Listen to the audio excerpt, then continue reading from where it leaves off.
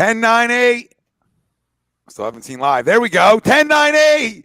They're back, baby. They're back. As soon as one of you guys have shit internet in here, it slows everything down. So people need to start looking in the mirror. And while you're doing that, hold on, Ala. We're coming in for a landing.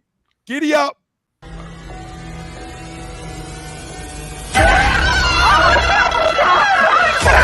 Let's go.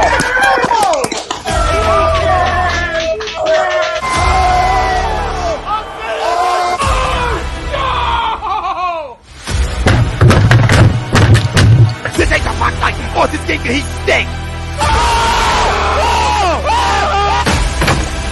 Oh shit! It's gone.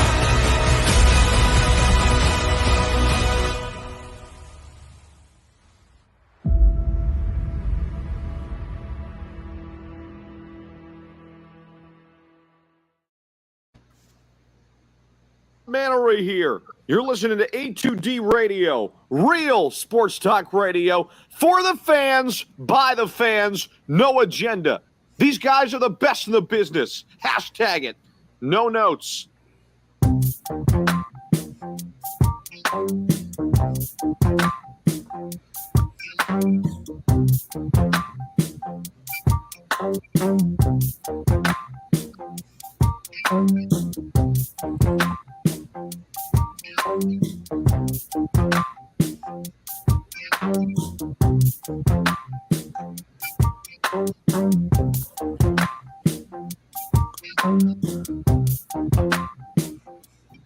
Welcome in, everybody. This is A2D Wednesday nights, only on A2D Radio. Every Wednesday night, we are brought to you by the Counseling Center and Sunrise Detox. We know many of us and our families deal with mental health and addiction issues.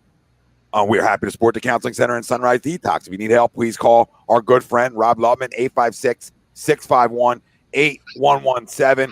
The extension goes out to Ben Simmons as well, Ben. So if you need help as well, 856-651-8117. This is A2D Wednesday nights, only on A2D Radio.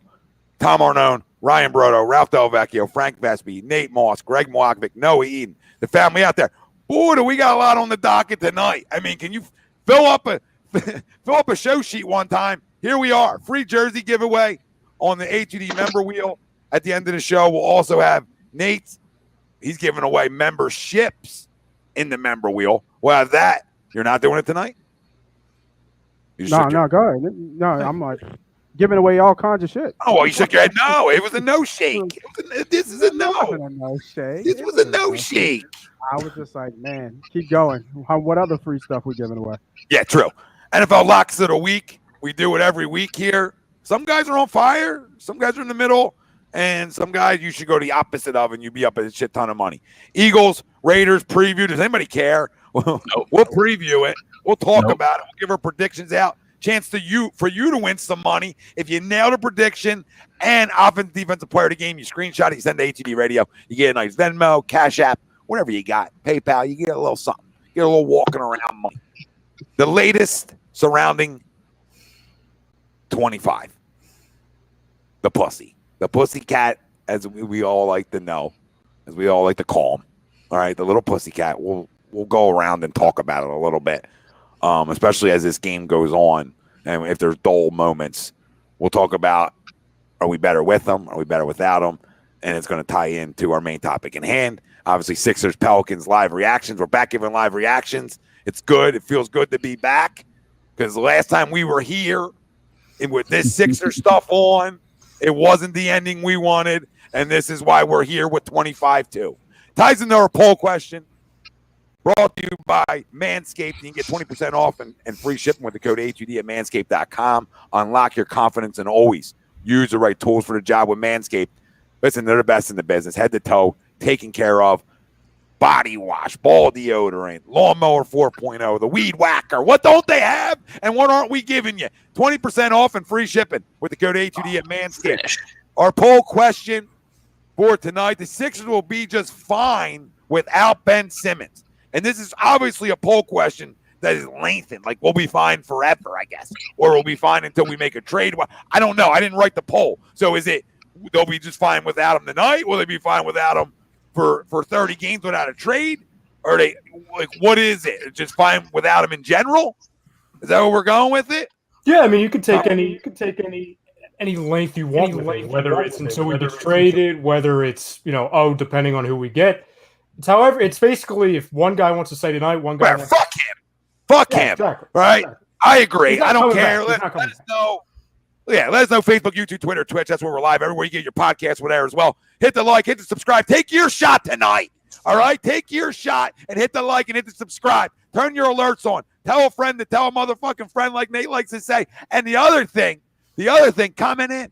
Talk the game with us. Sixers up 25-19 to the poll. Yes, I absolutely agree. They're gonna. I talked about before we even came on. Like perimeter defense, I don't expect to be as good, obviously, but in other ways, I think this basketball team is going to be better without him, long term, and I'm long term this year is where I'm going. Right, I just think they are. I want to believe that they are too.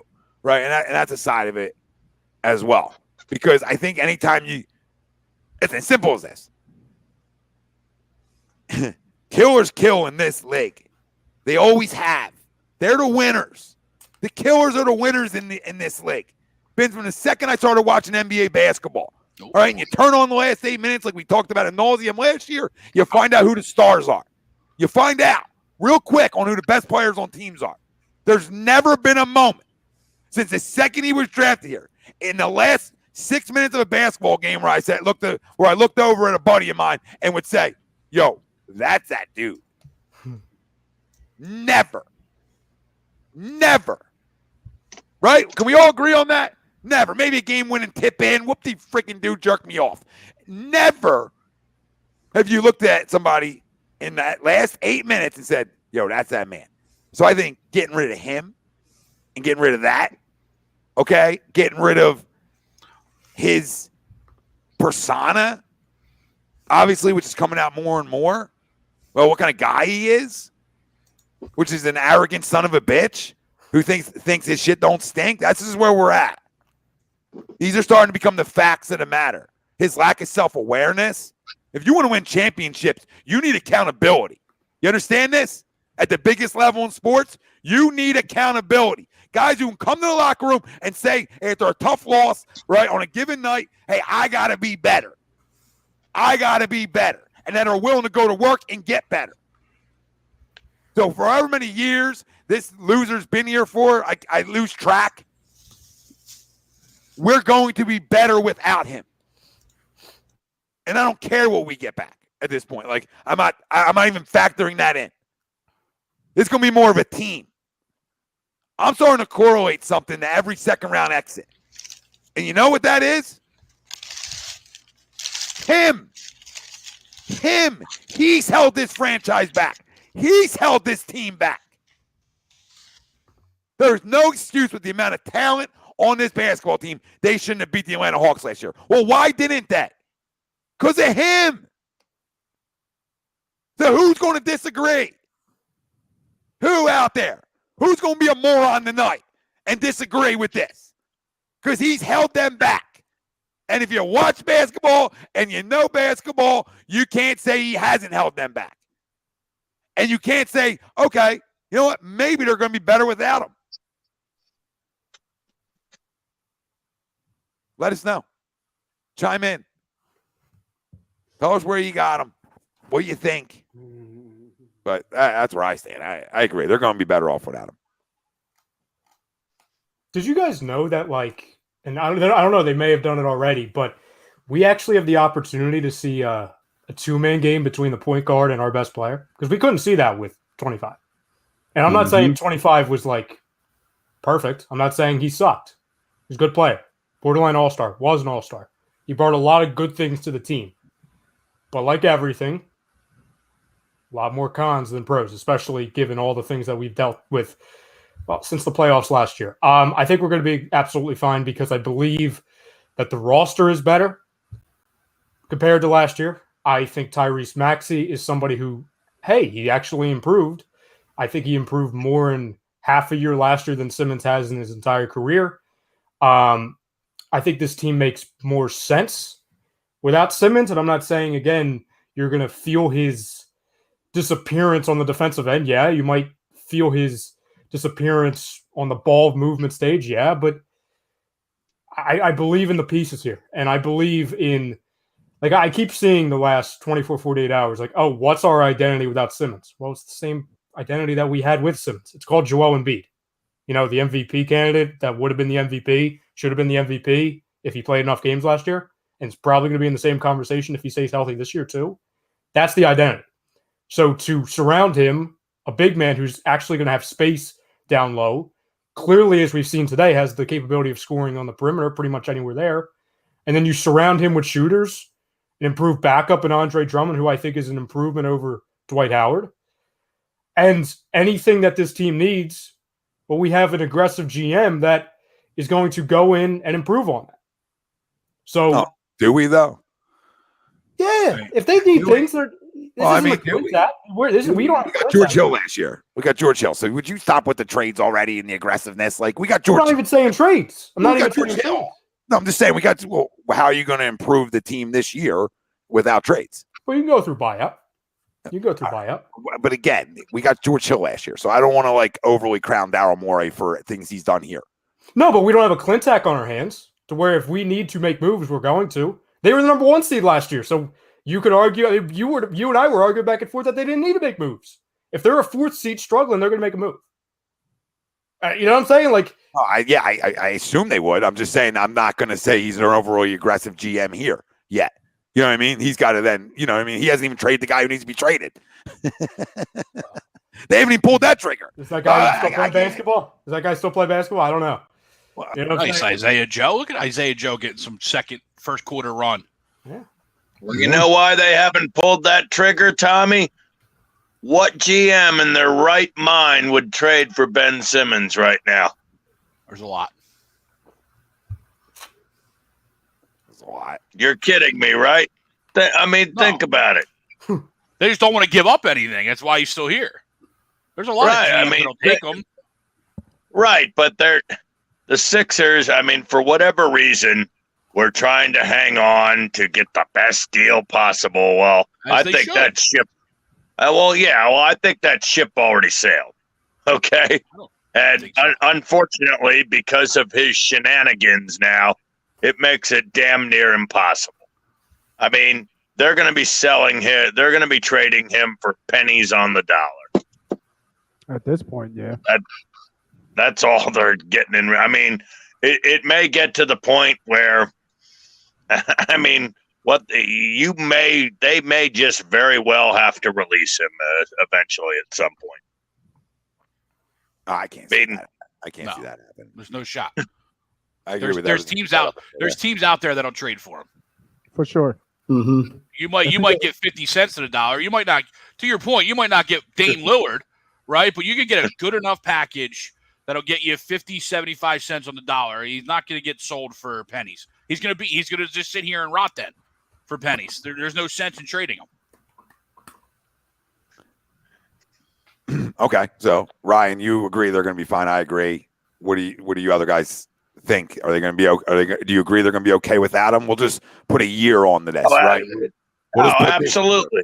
Hard to look past it, right? Because we don't know what our roster is going to look like past this year. So for this year, we'll put that as the sort of ending for the poll question, right? So the Sixers are going to be fine this year without Ben Simmons. I think it's addition by subtraction.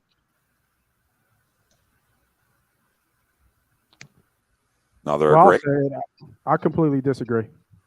I've been talking about Ben for years. I actually, just for this show, I went back and looked. And I got posts from 2016, 2017 saying the same shit that we talking about now.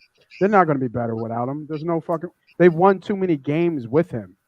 With him and Embiid together, they've won too many games together. There was a reason, even though we didn't like the reason or it didn't look good in the playoffs, but there was a reason they were in the conversation as being the best teams in the East every year with Ben here. We lost Jimmy. We lost Ben. We lost little sprinkle pieces here. We're digressing, if you think about it. We're going backwards. We're not getting better. We're not making steps forward. And now we're going to get pennies on a dollar for them? Nah, man. They might be a 6-7 seed at best. When? This year? This year, I think so. I thought you followed Vegas. So if you're following Vegas, their odds are they're listed as the third right now. They're listed as the third seed, odds wise. No. Who's better than them? I mean, I think we're crowning a lot of teams. I don't know if they're better than them. Come on. That's unfair to drop them from a 1 to a 7 over a fucking guy who don't shoot, over a guy who does a disappearing act night in, night out in crunch time, in playoff time. Teams gotten better. Like we haven't. Like you're saying, like we haven't gotten better. Well, how are we not better offensively with a guy who makes it 4-on-5 when you're the opposite? Spacing, but he still gave you almost 20 and 10 a night. Not in the playoffs, he didn't. I'm not. We're talking about regular season. You said third best, right? We're talking about seeding. He still gave you 20 and 10. He gave you 15 or 14 last year. Yeah, he went down tremendously. So if we're going to talk about trends, he dramatically went down offensively. Rebounds, assists, points. Like 14 a game last year? Barely. I think 14.2. It's not good enough. And the last 2 months, they got to put his ass on the bench the last 4 minutes of every fucking game. The last 2 months of the season, he averaged 6. So like, who are your top? So I'm looking at Atlantic Central. I'm looking at the Eastern Conference. Obviously, Milwaukee, Miami, Boston, Brooklyn. I don't put Miami. No, I'm not putting Boston above us. No, absolutely not. No, not yet. No. Okay. We have something those teams don't have, and I think we're really being disrespectful to a guy who's arguably top 5 players in the NBA. He's going to need help. He's going to need a lot of it. And of course, Tobias is it. Of course, Tobias really runs and rolls into that second. That Robin, not Batman. Batman. Like the one thing about Ben, and I hate saying this about Ben, but the one thing about Ben was, he could be that Robin to his Batman. You know what I mean? He could be that 1B player. You know what I mean? They won with Ben when it was just Ben.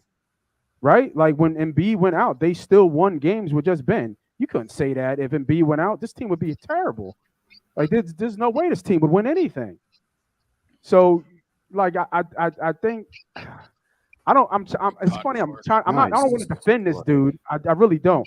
But I'm gonna keep it a bean. Like we're not a better team without Ben Simmons. We're not going to be fine without Ben Simmons. He's whatever he is.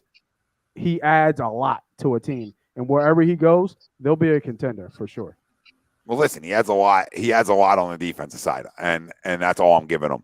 Because I think everywhere else as his career's going on, he's managed to hurt this basketball team more than help them. And sure. I think if you go and have an identity when you enter the postseason and guards who are willing to score, right, just willing to, I think it automatically makes you better. Now, how much? I don't know, right? But I'm not dropping him past a 3rd seed because his replacement is a guy that I personally love. So is he as good a defender as Ben? No. But does he bring you way more on the offensive side of the basketball? I believe so.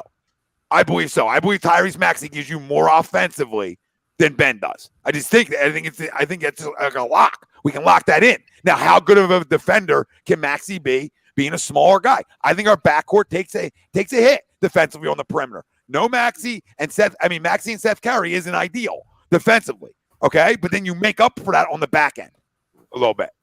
You know what I mean? You make up for these things on the back end a tiny, tiny bit. But listen, I mean, I get it why people would say, okay, they're not going to be fine. But you got them dropping all the way to a 7, which I think is fucking crazy. Crazy.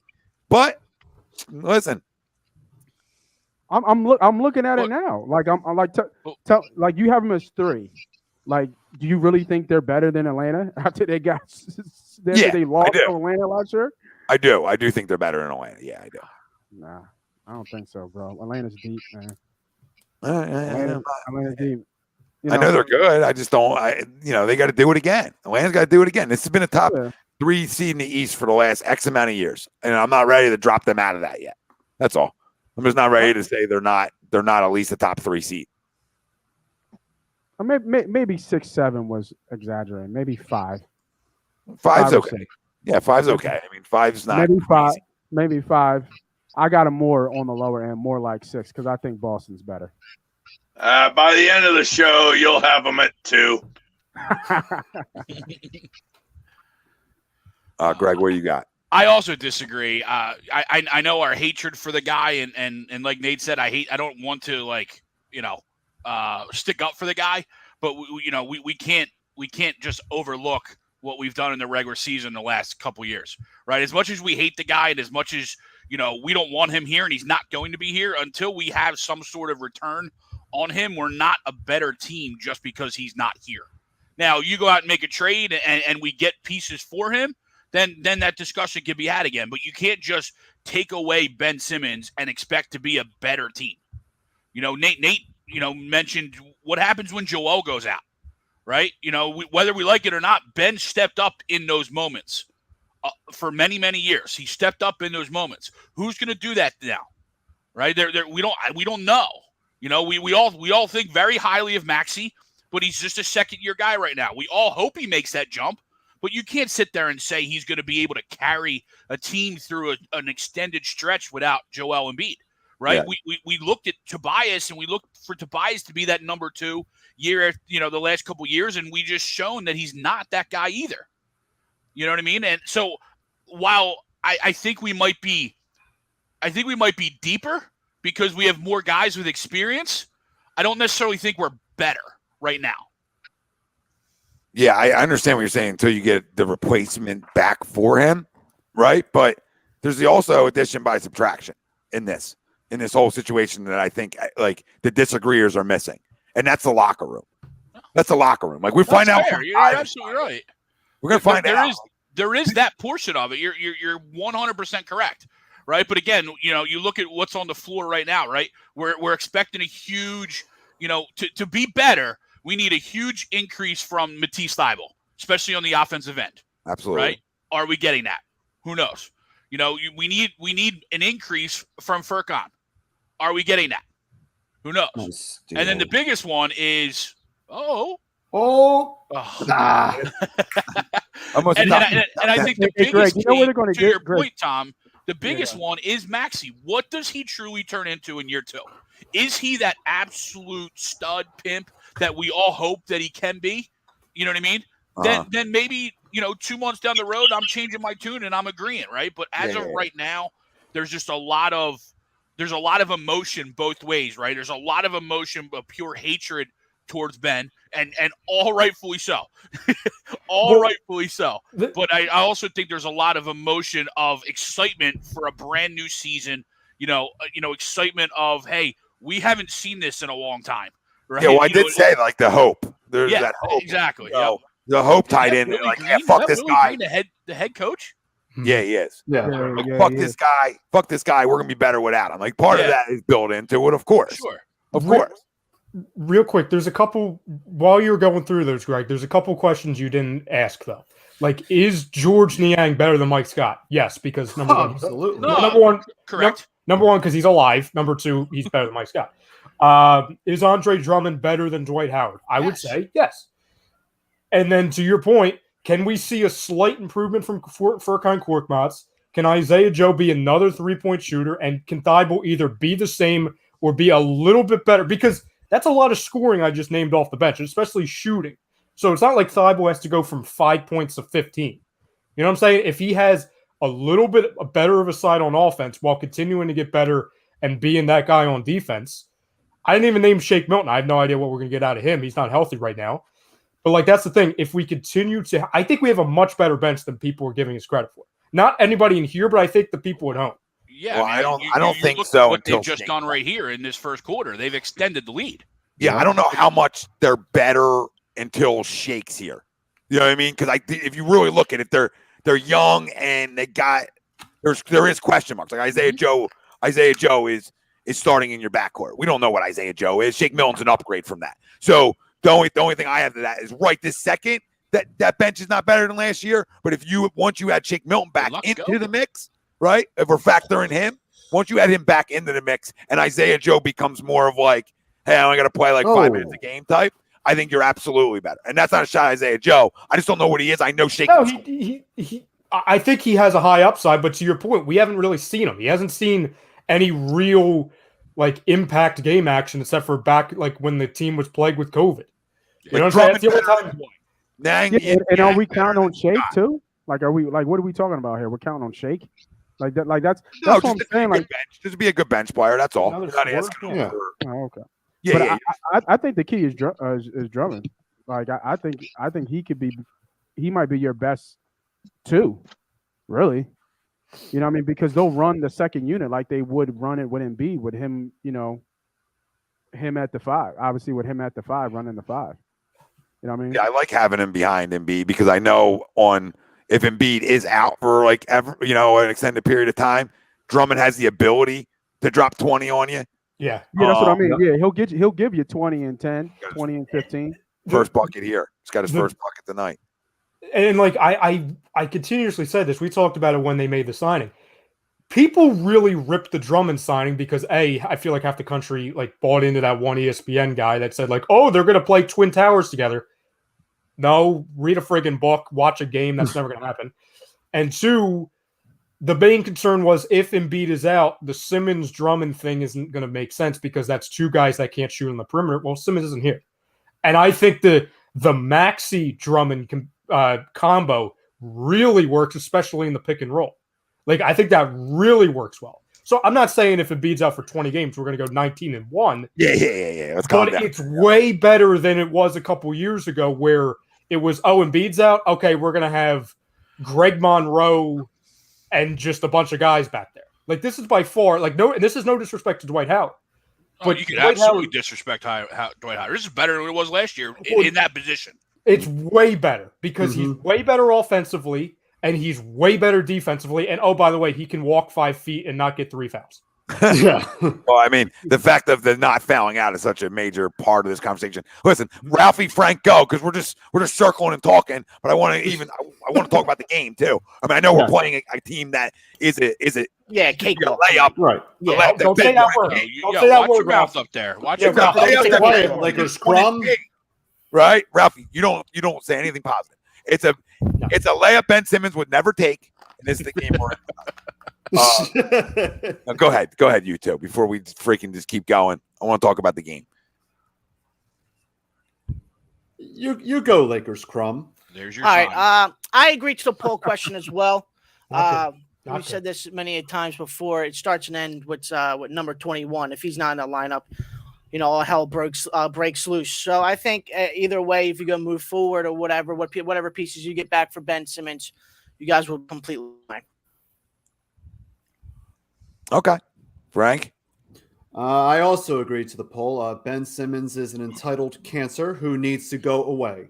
And you know what? If Maxey steps up and, everybody's expecting a breakout season from him, I'll be fine with Maxey being my starter for the next couple of years. And, what I'm seeing out of Maxey, he's Ben Simmons with balls. So that's all I got to say. Yeah, but he's not 6'10", so I know. Let's relax on the Ben Simmons with balls.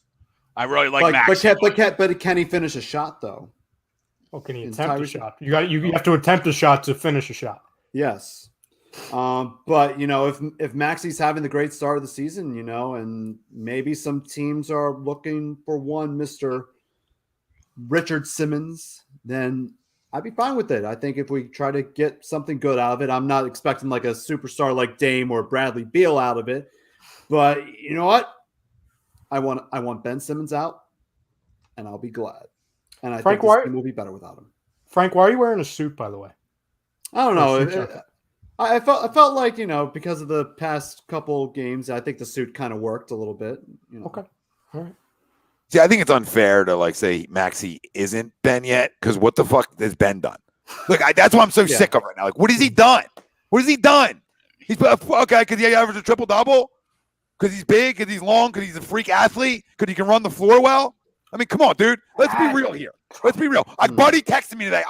Mario Cerrito. I love Mar. Mar, if you're listening, all right, I want to. I don't know if you were trolling. I asked you, and all you did was laugh back at me. So I don't know. But you literally messaged me to tell myself and A2D to stop running Ben Simmons out of town. All right, which I take that as a compliment. that you think we have enough power to run people the fuck out of here? Because if that's the case, we're just getting started then. 2, you compared him to Magic Johnson again. Listen, unless the dude gets HIV, Ben Simmons, I never want him compared to Magic Johnson because nothing resembles Magic unless he maybe got AIDS. Okay, and then was the only guy in history to defeat AIDS. That's the only way you can say and compare those two. So I never want to hear it again. He never made it to Showtime Lakers because all those things went away in playoff basketball. You have to be able to go half-court offense. So unless the motherfucker gets AIDS and overcomes AIDS, which would be the second guy in history to do that, then you compare him to Magic Johnson. Until then, shut up. Everybody shut up. And the Sixers are up 41-34. Everybody keeping track at home. 41-36 now, according to the ESPN app, which is faster than my TV. So I like to know how the data gets in quicker. Right? I feel like the fixes it. But Tyrese Maxey's played 10 minutes. He's 2 for 3, 4 points, 2 boards, and assist. Okay. Joel's got 12. Tobias got 6. Curry's got 3. Danny 0 for 0. Yang's got 8. Drummond 2. Thibault 2. Corky 4. Isaiah Joe. And Danny Green, the only scoreless players. So Drummond with 2, but 7 rebounds in that half a quarter spurt. And 2 dimes. And I don't know if you noticed, but they had Corky mainly running the point or handling the ball a lot for that second unit. See, that's freaking effort. That's effort. There we go. Seth Curry with 6 now. That's his second attempt and his second basket. There we go. I like it. I got a same game parlay going on, so like your style. I got Curry with the 3-pointers made. So how many? So far, so good. Now let me ask you guys as we're watching this, right? When you're talking about, just look at the space. I just want you guys to look at spacing for a minute, okay? Just watch. I want everybody home to watch because I think this makes Tobias Harris better too in the long run. I just do. I just feel like this guy clogs shit up. We watched him stand offensively and not move, and nobody respects him to shoot. So, like, I think it hurts my big man. I think it hurts my power forward, especially my stretch forward when things get clogged. When Tobias is a driver at heart, right? Ralphie knows this. Ralphie's watched enough with Tobias over the years. You guys all have. He's a driver at heart. Nothing that he can't hit a 3, but he's a downhill type player. He likes getting downhill and going to the basket. Well, it's so funny you said that because I was going to bring that up. Especially we saw in the playoffs, which clearly we know this team, it doesn't matter if they're the 1 seed or not, they just completely, end up struggling in the half court. We would see so many times, especially since Tobias had that full offseason as a Philadelphia 76er, that Tobias would start games driving the lane, doing a lot interior, even doing some post-ups, etc., and it would work. And then all of a sudden, around the same point every game, around late second quarter, he would stop. He would just stop doing it for whatever reason. Well, going back and looking at it, what would start happening around him? That's when Simmons would start playing a little bit more interior and start doing I'm going to pass it off and just stand. So then Tobias had to become, I don't want to call it a one-dimensional player, but it was more so just a spot-up shooter to where, Embiid or Simmons are going to drive the lane, Tobias is going to be open, and he's going to have to be hot from 3 to be any impact as far as offense in that said game. Now, to your point, well, you don't have somebody to clog the lane as much, and you have Embiid to where, he's your interior player, but as we've seen tonight, we know from the past, he has the ability to score from anywhere. That's that. Rob Lubman, right? The guy we talked to you about earlier on the show, who you can contact from the Counseling Center and Sunrise Detox if you need any help with mental health or addiction issues. Rob's your guy, family. So don't hesitate to reach out to him. I know we talked about it when we first came in the show. But Rob said he's noticed somebody different bring up the ball every time. I don't know if I've seen. I haven't paid enough attention because I was worried about the show. Legion, this is the best spacing the Sixers have had in over 5 years. The spacing is a given, right? I mean, Legion, that's a given. Trying to get away now from the Ben talk. Braves up 3-0, top 3. Freddie Freeman just took Urias deep. Wow. Fucking Urias. He was my captain, too. I just thought they were going to win tonight. Me I too. didn't bet them. I didn't bet the Dodgers, but I just thought, like, they weren't worth betting. They were minus 220. Yeah. In that situation, I just take the Braves when I got two good teams like that. Like, There's a lot of people on them. There's a lot of people on the Dodgers. Well, as they should, right? You're down 2-0. You're down 0-2, right? And then you're going home. You're going home in a must-win, and that kind of roster, you better win. Was that 43-38? Did Danes get a basket there or get fouled? Foul on Danny Green. Foul on Danny. Foul on Danny. That's his second. Third. The way I'm looking at this team, man, and looking at Maxey. Now they don't want to update it. Here we go. The question is, can Maxey run an offense? Mm-hmm. I think that's the one thing that we have to look at and see as a second-year player. Can he run an offense? Because I'm seeing him play, and he's driving to the basket. No, he's a slasher. That's all he's doing so far. I mean, we're talking about game one, obviously. No, he can shoot it though. He's improved his jump shot, but no, in terms of like, he's a young guy. So them questions are fair. Like, how good is he at running? How good is he at running an offense, etc. But I'm not over worried about that with him, Nate, just because he's such a worker. That I assume that he's locked into what he's got to do and get better at if he's not like fully there yet. What do you guys think of the whole thing before the Shake injury that Shake Milton, according to Doc Rivers, was going to be the starting point guard? Got no problem with that. Okay. I just have no problem with it because either way, it makes my bench better. And Maxey coming off my bench, I like even more, especially being a younger guy. But listen, I like Shake. He's had his struggles after his injury last year. I think he hurt us in the postseason as well. But I've always liked Shake because he's instant offense to me, and I think he's more seasoned. He's a better defender right now, and he can still give you 15 a night than Maxey is.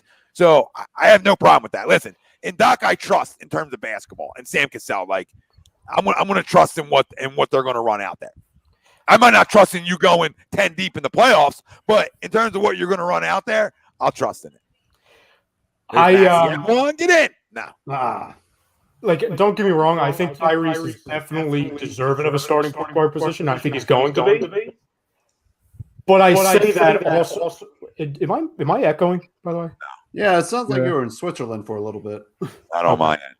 So okay, I think it's fine now. Anyway, you would have a situation where, to your point, Tom, if he's coming off the bench and he's your sixth man, he doesn't have to worry about running the offense. He has to worry about just scoring.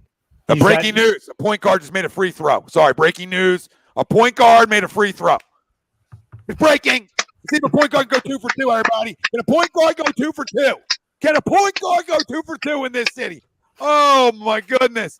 It feels like the sky's open. God's coming back down. He makes this one. Oh, my goodness. A point guard in the city. It's a Christmas miracle. Wow. You know what we did for Ben? We did this. We were literally jerking off on air the free throws made. This is how bad it is. I can't keep circling back to this guy. This is what it's going to make me do. We got to win games without him, so I stopped thinking about him. Well, all year it's going to be like that until he's out. So yeah, that's right, Ralphie. All year it's going to be like this until you guys move him. And I don't know why you guys haven't yet. I know. It's become a bigger distraction and a bigger problem every single day that he's here. I told Ralphie, you can't get what they want from you. Mm-hmm. It's 2 words, Ralphie, or I don't even know if it's a date. December 4th. Well, Ryan, how about this? What we talked about the other day? Who signs off on all these kind of deals? The ownership. Mm-hmm. So the ownership is they might come to them with deals, and the ownership saying absolutely not, no, because somebody might believe in them. That's a dry jock. You understand? There's a dry jock, analytic dry jock somewhere in the organization, right? Feeding info that likes them. Right, because the analytics tell you how important he is that you're defensively, right? So there's a case of that too going on here, where dry jocks are getting involved and saying no. If not, the LeVert deal's done. LeVert and Brogdon are a done deal on a first. Come on, dude, they're not passing that up. Daryl Morey's not passing that up. He's just not going to. Alan Brand's not going to pass that up. That's a good deal. I don't know why they haven't pulled the trigger on that. Well, because a dry jock is going to tell you that he analytically gives your win differential, that his win differential is bigger than theirs. That's what a dry jock will tell you. Yeah. Yep. The world we live in. Yep. But and also could be playing the part of the Sixers where forget one of the discussions we had about like 2 weeks ago, or maybe like a month ago before the season starts, that the Sixers, you could just sit there and just wait 2 weeks after the season, or the opening week of the season, and see what teams are hurting, right? If a Portland's struggling, even though Damian Lillard has numerous times said, "Hey, I want to stay in Portland. I don't want to leave here." Maybe if they're 2-7 and they're struggling and things ain't looking too hot, maybe the change of heart comes around for Damian Lillard, right? Or the Wizards start to stink up, right? And they're not playing great. And Bradley Beal is like, maybe I should have listened to Russell Westbrook in the offseason and asked for a trade. Maybe that happens. Maybe that's what the Sixers front office is waiting for 2 weeks before, when the season starts, see what teams are hurting and strike there. Very true. Very true. But I think, and again, I don't want to keep circling back to this guy because I want to talk about the game. But I think the longer they hold on, it just creates a distraction in a way. And that's what I'm saying too. Like the longer you wait on this, the more problems keep on coming up. More problems after another problem. Yeah, but Ben Simmons isn't an injury fill-in type of guy. Like other teams are looking at him at what he potentially profiles, right? Exactly. But if a team is getting off to a bad start, then maybe you can get a star player in. Yeah, maybe that's when the Sixers say, "Hey, you're 2-8 or 2-10 after 12 games. Maybe we can put this back on the table." Shit, we might be 2-10 after 12 games. Very true. Very true. If you guys are 2-10, you guys might be begging for him to come back. That's the question. They only did it that guy game. On the opposite side called that foul. Wow. So I'm just wondering what they're going to do next week. You know what I mean? Hey, I'm reffing the night. No, I will take it, right? Because it was a foul, but it's like, but how's the one underneath the basket or that side not call it? Not a good angle. Right next to it, was it a good angle? yeah. That guy didn't see. That guy didn't.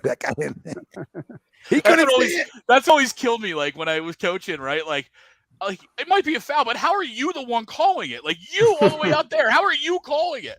Yeah, the guy's calling the block. The charges, and they're on the other end of the other side of the court. Like, dude, you didn't see that. Like I have a better angle than you.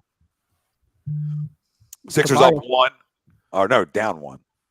So Tobias probably asked him, he's like, "You didn't see that?" Sixers down 1. So the poll aged well so far early on in this for everybody. You left the second unit out there. Well, that looked like a weird transition. Yeah, it did. Good day. Who was that? Tease? Good day. Yeah. Yep. Good day. Yep. Oh, Seth was right there, Toby. Yeah, there's a lot of dribble. That's nothing? That's nothing? Oh, that's crazy.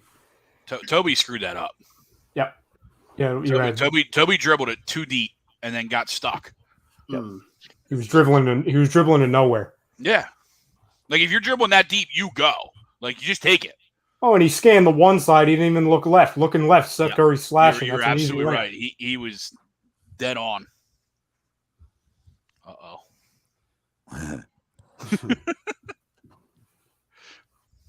This is something, and I'm not even saying it because we're losing. Oh, my God, Gavin. Catch the ball. Down, Joe. Thank you. Go. Okay. All right, we got wait for the question, right? Because we got 48 seconds left. I was going to wait for halftime anyway. Yeah. Wait for halftime. We got Sixers with the ball. Joe in the post. Go eat, big fella. Go eat. Go eat, big fella. Love to see my grown man eat. I love to see grown men eat. Look at him. Look at him. Fucking 4 Lions, Nate. And you're fucking throwing him a 7 seed. You know what? You know what's left out of this too? Oh, there's a 3 ball. 3 ball. Well, the thing is, the reason why I say because all they're going to do is double Joe. He'll push it out, and then somebody's got to make a shot. Yeah, well, I think they got more confident guys. Maxey just missed a jumper, but this is the thing that I think is going to go. New Orleans has the ball last here, or 3 seconds left, or 3-second differential in the shot clocks. But Joel's the ultimate troll, right? Like the ultimate troll. And I gotta believe, oh my God, Ingram. See, that's where you do get hurt though. And I'm gonna stand by. I'll stand on that hill where you get hurt defensively in a game like this because he covers him. 3 seconds left. Toby get a shot off. He does. And gets nice. And gets Let's it. go. Let's Probably go. should have been an N1 too. Felt like there's some contact there. Yeah. But we go to half tied up at 53. No worries. Let's come out in the second half. Play good basketball. But Joel is the ultimate troll. And family have to listen. We all know he is. Okay? We all know he is. You think he's got a little extra in the tank with this bullshit? Because I think he does. And I think he's going to make posts about it throughout the year. And I think he's going to troll the hell out of this man. And anytime this dude has had an agenda with somebody, he's played better basketball. And I love knowing deep down that he wants to win despite of him, right? Makes me even more confident in this basketball team. Makes me even more confident than I already was. Because if he stays healthy, is the biggest question mark. I get it. All right, 82-game season. If he plays 65 and is fucking dominant because of this, I'm Gucci. And 3 seed, here we come. I just hope that he doesn't. And listen, the playoffs, that whole situation was completely different. But you had a player in Joel Embiid that he felt like he had to do too much, and he did too much, and that cost them. I'm not saying that was the biggest reason why they lost, but we all know what we're talking about. That led to costly turnovers, and the offense kind of became, especially now, when Simmons wasn't, he was there, but he wasn't there. It was, okay, Joe, we're going to give you the ball and just do stuff, right? And that cost them because they became very, very one-dimensional, and he had a lot of turnovers. Mm-hmm. I hope to God, and again, do I think he's going to try? Absolutely. Like, I don't think it's going to be a couple of years ago when he was just moping around going, 50%. I think that he has even more motivation other than obviously him not getting MVP and him wanting to be the best player in the world and all the stuff that he's always been. I just hope it doesn't result in the offense and him just saying, oh, well, I have to be like Steph Curry from 3. It's like, okay, Joe, you're very good at a lot of things, but don't leave that now. Like you were the MVP when 25 was here. So like as much as like, oh, well, it's going to be different now. This is my team. I can do so much else. It's like, well, don't change things up too much because at least when we talk about Embiid, nothing was broken there. No, it wasn't. Flyers are tied 3-3, about to head to the second intermission. Just gave up a goal. They were up 3-2. Every time they scored in this basketball game, on the other end, they were giving something up. Mm-hmm. Sort of felt like this, like in my alerts per se, right? In my alerts, that's what it smelled like. Got one that gave one up. I do want to ask you guys, and halftime's here, so it's perfect timing. And Frank, if you can record everybody's predictions, that way we have it. I'm going to go through everybody who's actually playing for the team, and you tell me the amount of points they will average this season. Okay, we did it last year, we did it the year prior. And Fam and Home, feel free to chime in as we go. So Tom, you brought up Joe. We'll start with Joe. How many points will Embiid average this season? 30 plus. You need an exact number, like 31.6. Sure. Here we go. Exact. Whatever. 31.6 then. Okay. Ralphie? 28.5. 28.5. Okay. 28.5, Frank. So you have him. To be exact. Yep, to be exact. Write so that you have shit him, down, Frank. So you have him replicating what he did last season, because last year he was exactly 28.5. Yes. Okay. Frank? I'm going to go with, let's go 29. Let's go 29.2. Nate? Because he's just got to do more, I'm going to go 32.5. Okay. So that you just answered your own question. You just answered your own thing. I'm going to circle back at you. I'm coming right at you now. 7-seater? You 7-seater? No way. No way. If he averages 32. Because he averages 30, they're not. Tom, you know what he's going to do. He's going to have every other guy average like friggin' 10. That's what he's going to do. Everybody else is going to be low. He average 30. You name a team. You name me a team in NBA that that guy score over 30, and they weren't at least the top 4 seed. You riddle me who it is. Riddle me. I'd love to know. Over 30. Over Zach 30? LaVine. Didn't Beal do it? Zach LaVine. Okay, I'm going to put a caveat. You name a big man that's done it. You ain't shit. Get out of here. Zach LaVine played with the fucking Chicago Bulls. The Chicago Bulls stink, and Zach LaVine stinks. What did you? I can't do that. I Did he can't average do over it. 30 now, really? Did he average over 30? He was up there. He's like 29. So So he didn't go over 30. I knew you were going to say that. 32 and a half the guy spit out. The highest grade so far. Highest number. Bill definitely did. Bill was like 32. Beal led the league in scoring, I believe. When? Yeah. Last year. He did? Last year. Yeah. Quiet. Yeah, but he was out 45 fucking games. Maybe 50. How many games did he miss last year? I feel like 12. They wouldn't have given him the title if he missed So too was many games. Embiid. Yeah, he only had what, like 50 games left?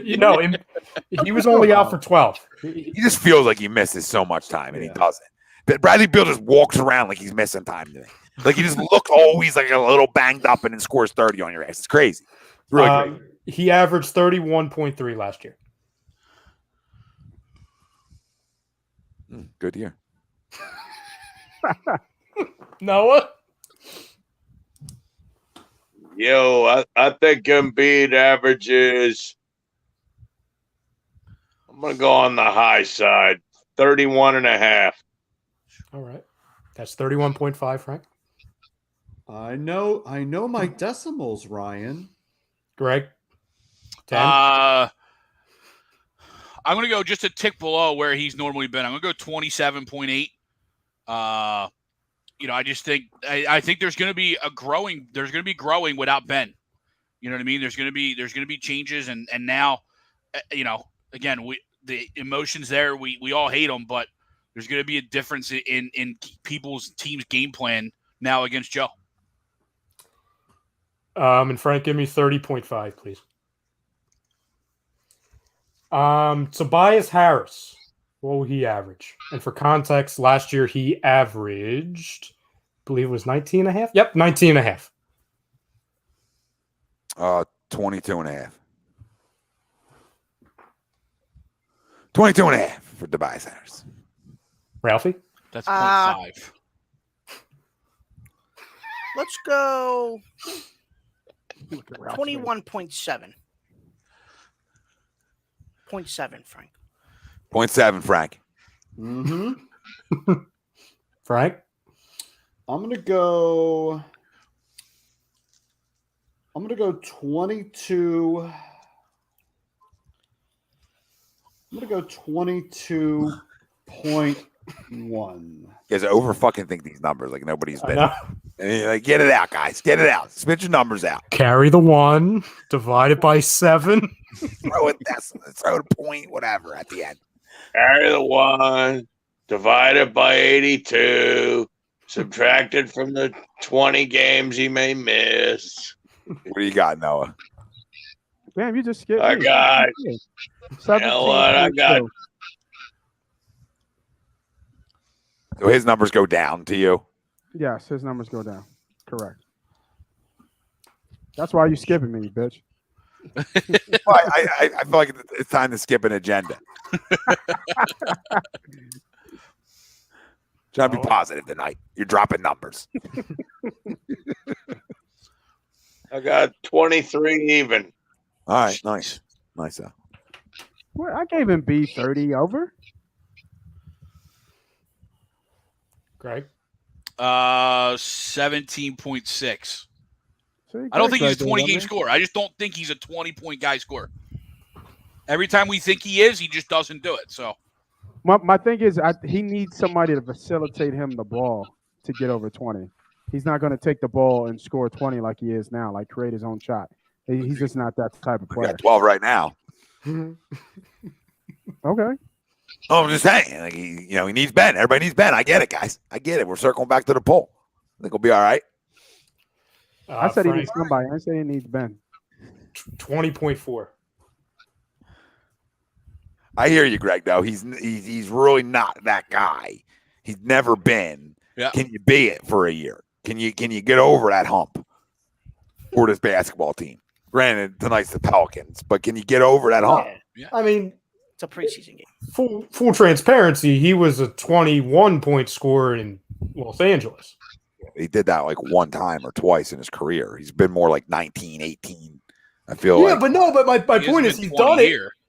Oh, but he's done it here, and that's when he was asked to be the full-fledged second option. So I'm saying, like, he's done it. You know what I'm saying? So if he did it there, he's going to have the full capabilities and all of the tools to do it here, especially with the same head coach. Seth Curry. Nate, what was your average for Toby? 7. 17.3. 17.3. Thank you. Yo, Pete, thanks. Yo, boys, off top of Mark Stoops should stumble. Well, no, it's a stumble. Oh, speaking of stumbling, there we go. On a fire ant colony with no escape. Yeah. I saw Mark Stoops. he lost like a long parlay because of him. Yeah, he lost the bet. Oh no, sorry. Seth, That was a big I think it was one of my bets actually. It was like I think it was like the Kentucky one. Yep. Yeah, Mark Yeah. Stoops, Kentucky. Georgia Oh bet. yeah, that Yeah. bastard. It was a plus. It was plus. Yeah, almost- because Georgia was favored by 21.5, and they only won by 17. Yes, we know. Thanks That for reminding sucks. me. I'll say 14.5 for Seth Gary. Little uptick. 16.3. Holy Jesus. 12.5. Good jump. Seth Curry- Need that Seth jump. Curry high.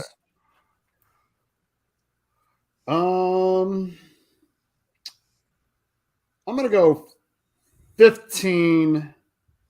I'll go 15-4.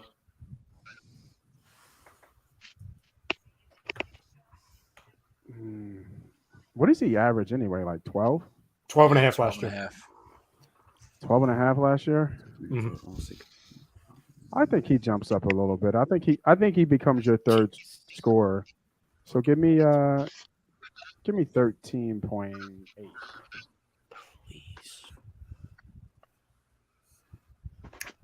That's a big jump, Troy. Would be helpful. That's We'll a big take jump. it. Yeah, we'll take it. Yeah. Noah? 16.9. That's almost a legit score. Seth Curry. No. I'm sorry, who? Huh? Seth Curry. Seth Curry. Oh, 20 even, man. I think he's going to have a great year. Whew, We'll take it. Jesus. 20 even. Goodness gracious. I thought I was optimistic tonight. Thank you, Mr. Eaton. I got him right where he was. I got him at 12.5. Of course you do. And Give me 14 flat. 14 flat. Okay. And Nate, what was the point for Seth? 0.8. 0.8.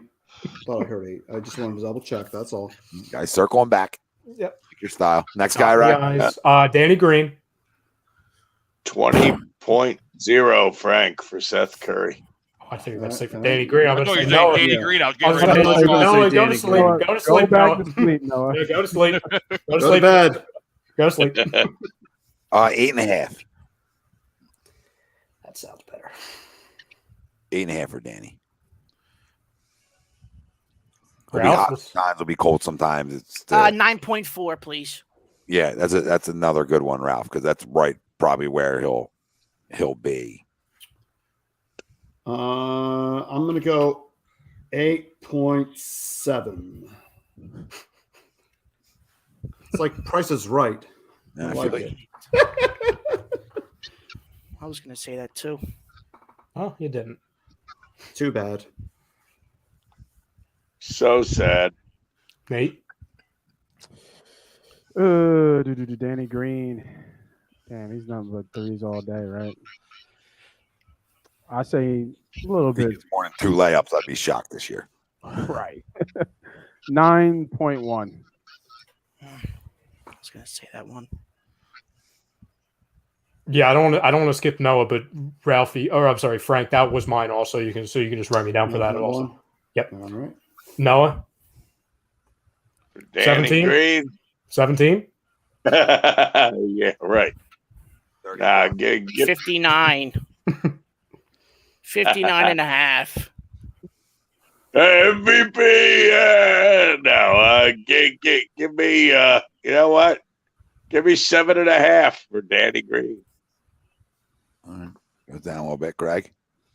They can't all score. They can't all score in double digits, right? No. $1. $1. Oh, this is a $1. Got it. No, I like the. No, I think he's going to be about 9.5. Yeah, that's right where he should be. Yep. Second half underway. Missed shot. Sixers ball. Finally, the point guard, at least at the moment, Tyrese Maxey. 15 and a half. 13.3. It's like that, or it's like 14, like 4, right? Like he makes that, like usually you'll see in that second year of guys who end up being like really good scorers in this league that jump, right? Yep. And it doesn't have, it's not, and it might not look crazy. Like he might jump from what he averaged last year. I don't know. 8. Yeah. So we'll go from 8 to 14, 15-ish. So I'll say like 15. Especially if he's a starter too. That's definitely you're right, Ralph. Especially if you increase the minutes too. You know what I mean? Yeah. Well, you know what's funny, guys? It's he averaged 8 points in 15 minutes. So we know, regardless if he's a starter or if he's a sixth man, he's going to be around 28, to 32 minutes. Yeah, so he's going to double the minutes. Let's go 15 and a half with him. That's where I'm stuck at. JoJo. Holy jeez. God. That ball, you see that ball movement too? I didn't like it, but yeah, it works. It's something. It's nice. Shots. Can we get Ingram? Is there a possibility we can just get him? Yeah, you could. Trade. The money works. I know the money works, Ralphie. Not my first time at the machine. Yeah. You probably trade with every single team in the NBA with that. With JoJo again. Joel is so good, dude. It's insane. Ralphie. I hear Ralphie say good things. Yeah, Ralphie, I'm going to need you to stop with the positivity. Go to bed. I'm going to need you to say he stinks right now. Say he stinks. Say it. I can't. Ralphie, they just scored again. Say it. In Joel's face, too. Yeah. Joel stinks at defense. That'll be acceptable. Thank you, Lakers Scrum. Frank. For Maxey, I'm going to go 15. Oh. Man down. 15-7. Hello. Nate. We on Maxey? Yes. Yep. You said he did 8 last year? 8 points in 15 minutes. Yes. Average? I think he's going to get close to 14. I'm going to say like 13.7. Yeah, another good number. It's just like, like if you go look up any Sixers down 3 now. If you go look up any like good scorer in the league, right? And you just go Google them from year 1 to year 2, just look at it. Everything's the same. It's like 7 or 8 to 14, right? 13, 15, right? It's weird. Everyone has the jump. There's not like the sophomore. He's fine. There's not like the sophomore slump for scorers in the NBA. Make sense? Like there just never has been. It's like the one sport where it's like there's not more slump. You're just not good then. That's what happens if you don't score. Noah, sleep at the wheel. Fuck. What do you got, baby? Tyrese Maxey. Tyrese Maxey. No. Tyrese Maxey. Seriously, he is going to have a big year. 18 a game. Mark it down.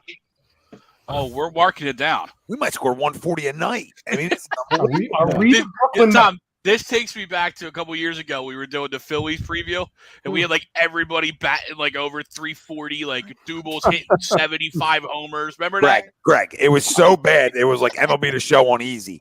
Like, you know what I mean? It was like we couldn't find outs, right? Jesus. We couldn't find outs, and we couldn't find guys that didn't hit over 30 homers. He sounded like Matt Quintax's lawyer. You know what I mean? We were like Matt Quintax's lawyer back then. Oh, my goodness. We're going to win 110 next year. I got them right, I think, in the normal range. So I got like 14.2. No, just to be different.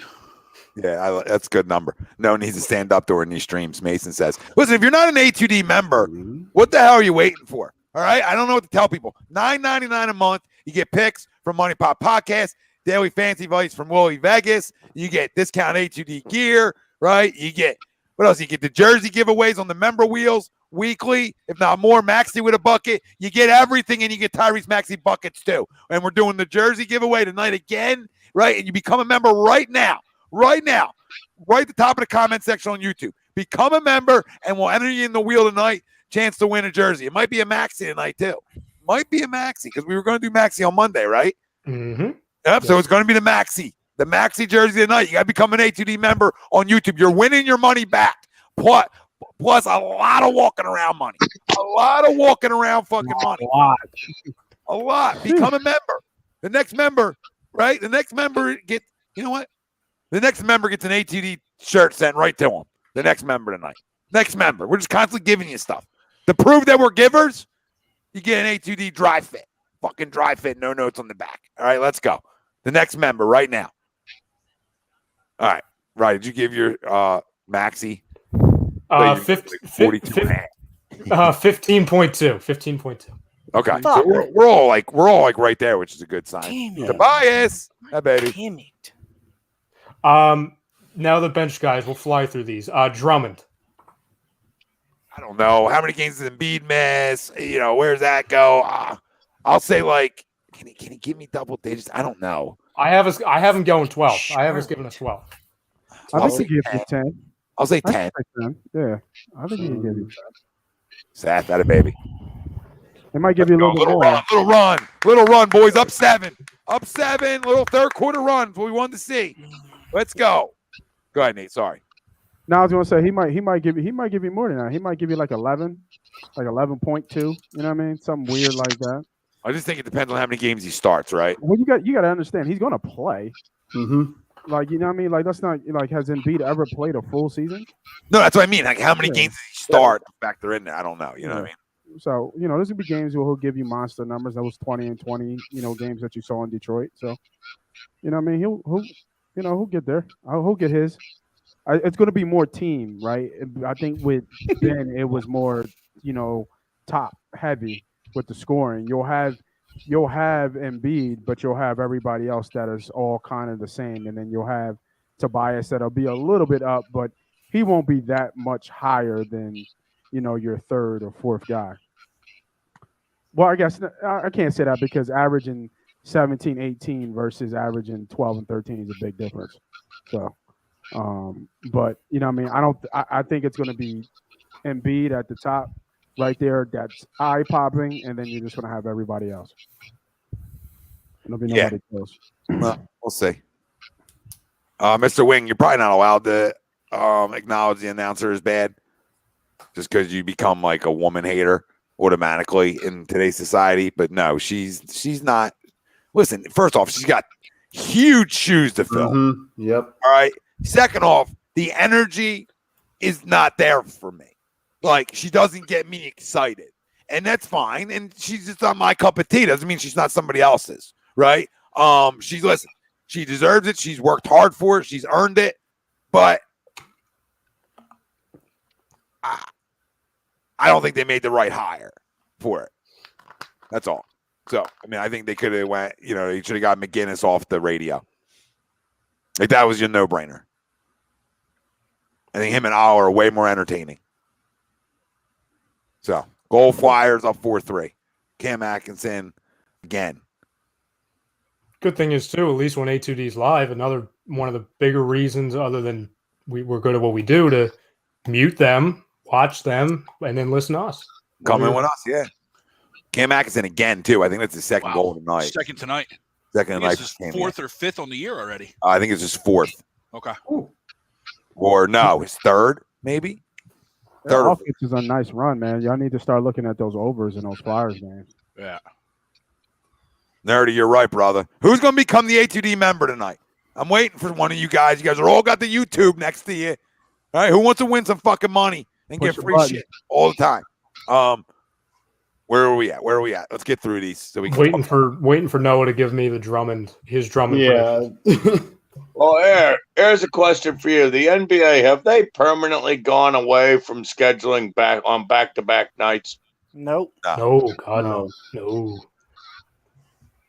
So the Sixers will be playing some back-to-backs, correct? Yes, sir.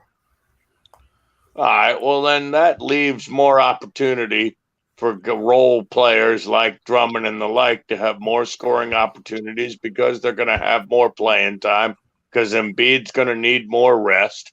So give me 14 a game for Mr. Drummond. Oh, Joe. Come on, Joe. If you would have hit that, I would have put him in my MVP for first place already. Really? Greg. Mark me down for 14, Frank. Yeah, I got him like 9.8.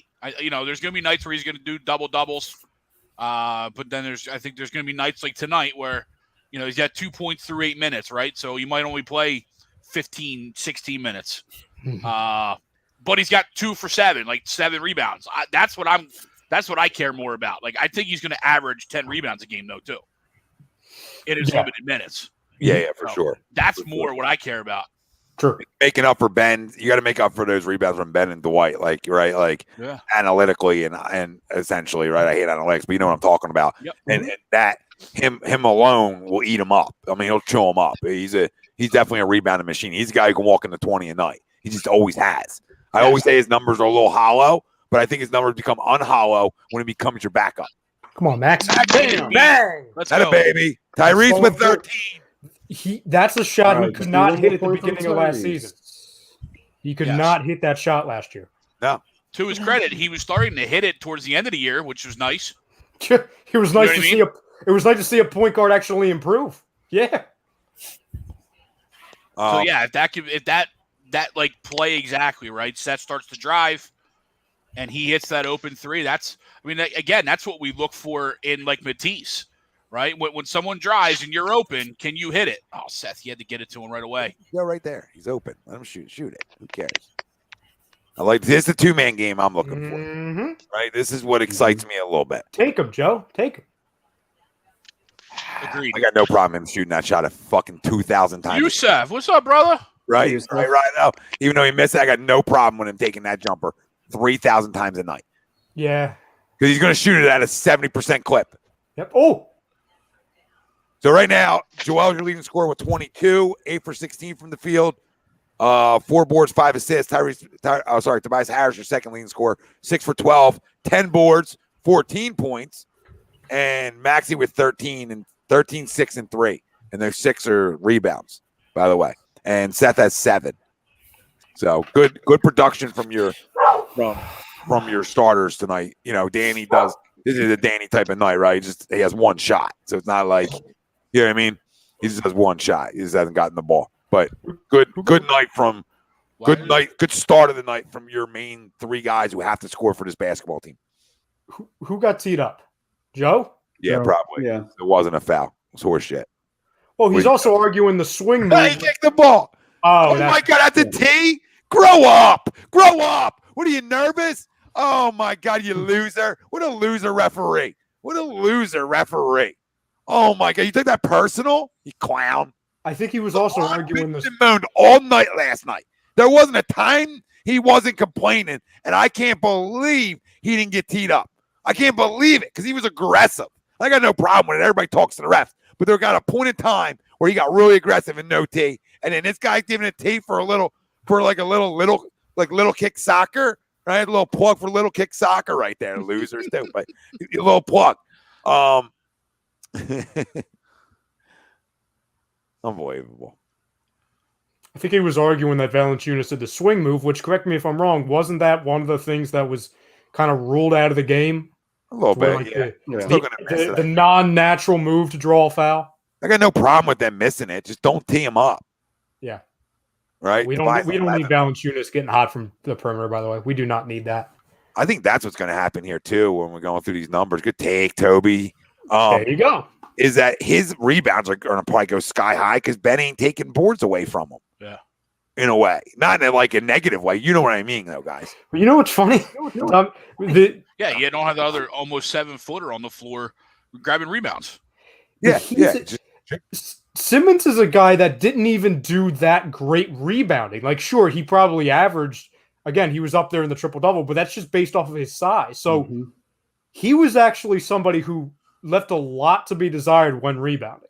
Like, I don't think for somebody his size, he was a very good rebounder. No, I mean, I said there were some times where I thought he was, I thought it was stat stuffing per se. Yeah. Or like meaningless, not that anything's a meaningless rebound, but a rebound that like the whole country's getting. You know what I mean? Like us guys at home are pulling that board because nobody's around. Yep. Right? So, like I said, I don't even want to get too deep into him again, but it's just like, it's meaningless. And I think there's other guys that are probably more aggressive that you would rather go on for boards. I mean, shit, our starting point guards outproduced him as of right this second, essentially. Essentially, he's almost outproduced him. We'll see how it finishes number-wise. But 13-6-3 is a good start to that. But with fourth quarters when it matters, right? This is what we talk about. Third and fourth quarters are important quarters in the NBA. Yeah, it's a game of runs. Always has. So we'll see what guys step up if this game's close in the fourth, right? If it's meaningful, with 7-8 minutes to go. I'm not saying it's going to be. But you know what I'm talking about. Yusuf has a question for you, Ralphie. I guess he's already getting tired of Kuzma. I mean, oh my God! How hard was it watching Kyle? Like, what do you mean? Like, is he doing good tonight, or like? I would guess if he's saying how hard was it, I would imagine that means Kuzma's having a Kuzma game where he's not very good at basketball. Have fun with him. Sorry, I gotta fun with that. Because the Slim Reaper's 100% right. How the fuck is there only 30 likes for the season premiere? Come on, boys. And that's what's surprising to me because this is a basketball town. Okay, it always has been. It's a lot of sports town, right? We're everything. But you guys know what I mean. It's always been a big basketball city here. Don't let this loser take away the excitement of a good basketball team. Please, don't allow it. Pound the like. Hit the subscribe. We're here all year. There's 16 live shows on HUD Radio. So if you don't like somebody here, there's going to be somebody you like. All right? We got your Flyers coverage with the Hockey Happy Hour boys. We got everything here. Everything. Pound the like, hit the subscribe, and somebody become a member so I can give away free shit to you. My goodness gracious. Look at all you guys over on YouTube. The only way you get people here for the premiere is everybody pounds the like right now. Everybody hits the subscribe, and everybody that's watching, don't hide behind the shutters, right? Don't close the blinds. Let us know you're here. Comment in. Come join us. The voice of the people. Water's It's been for 7 years. The voice of the fucking people. Tell us where you're watching from, too. Yeah. It's the old ad. Let us know where you're tuning in from. Let us know. Jim in the Northeast. 32 likes. And there's a loser with a dislike. Like, who's that guy? I mean, he must be Ben Simmons. He might be Rich Paul. Rich Paul in here. Got Rich watching. Yo, I didn't know. Rich is dating Adele. I didn't even know that. I saw that. Oh, my God. Good for him. Good for him. That's what I said. I said good for you. Good for him. Get you a woman that can serenade you at night. Overrated. And hit a high note. Yeah. Hopefully you're hitting that high note for her. You know what I mean? I don't know, Rich. I don't know. What up, Andrew? Andrew's one of our A2D members. He's winning money. Who else wants to win money? Become a member. Where were we at with stat-wise? I mean, I kind of stopped because I mean, does anyone have an opinion on the Yang? I mean, I think the Yang should be very. Milton. Go Milton. I think Milton gives you 14, 15 a night. Jesus, why? It's what he does. If he's playing, he's going to score.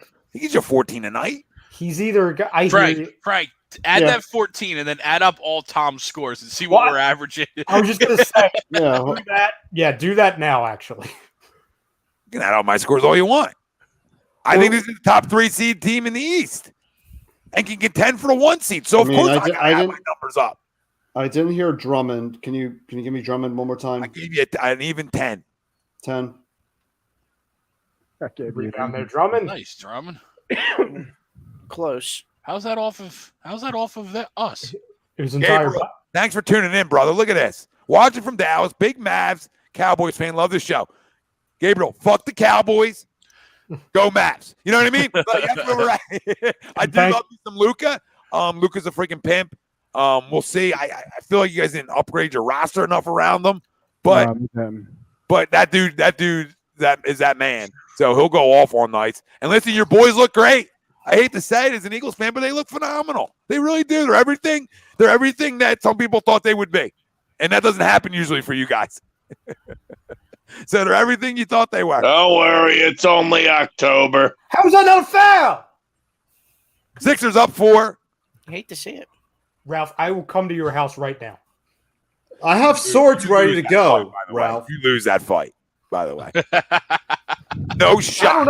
I don't know. Dude, that's the weight advantage alone. I can outrun him. I can outrun him. Heavyweight. That's a 3, Seth Curry. You're not jumping 3 weight classes and taking that on. I can sneak up. You better sneak. Lights are off. He's up. Very, very, very sneaky. You underestimate my sneakiness. Yes.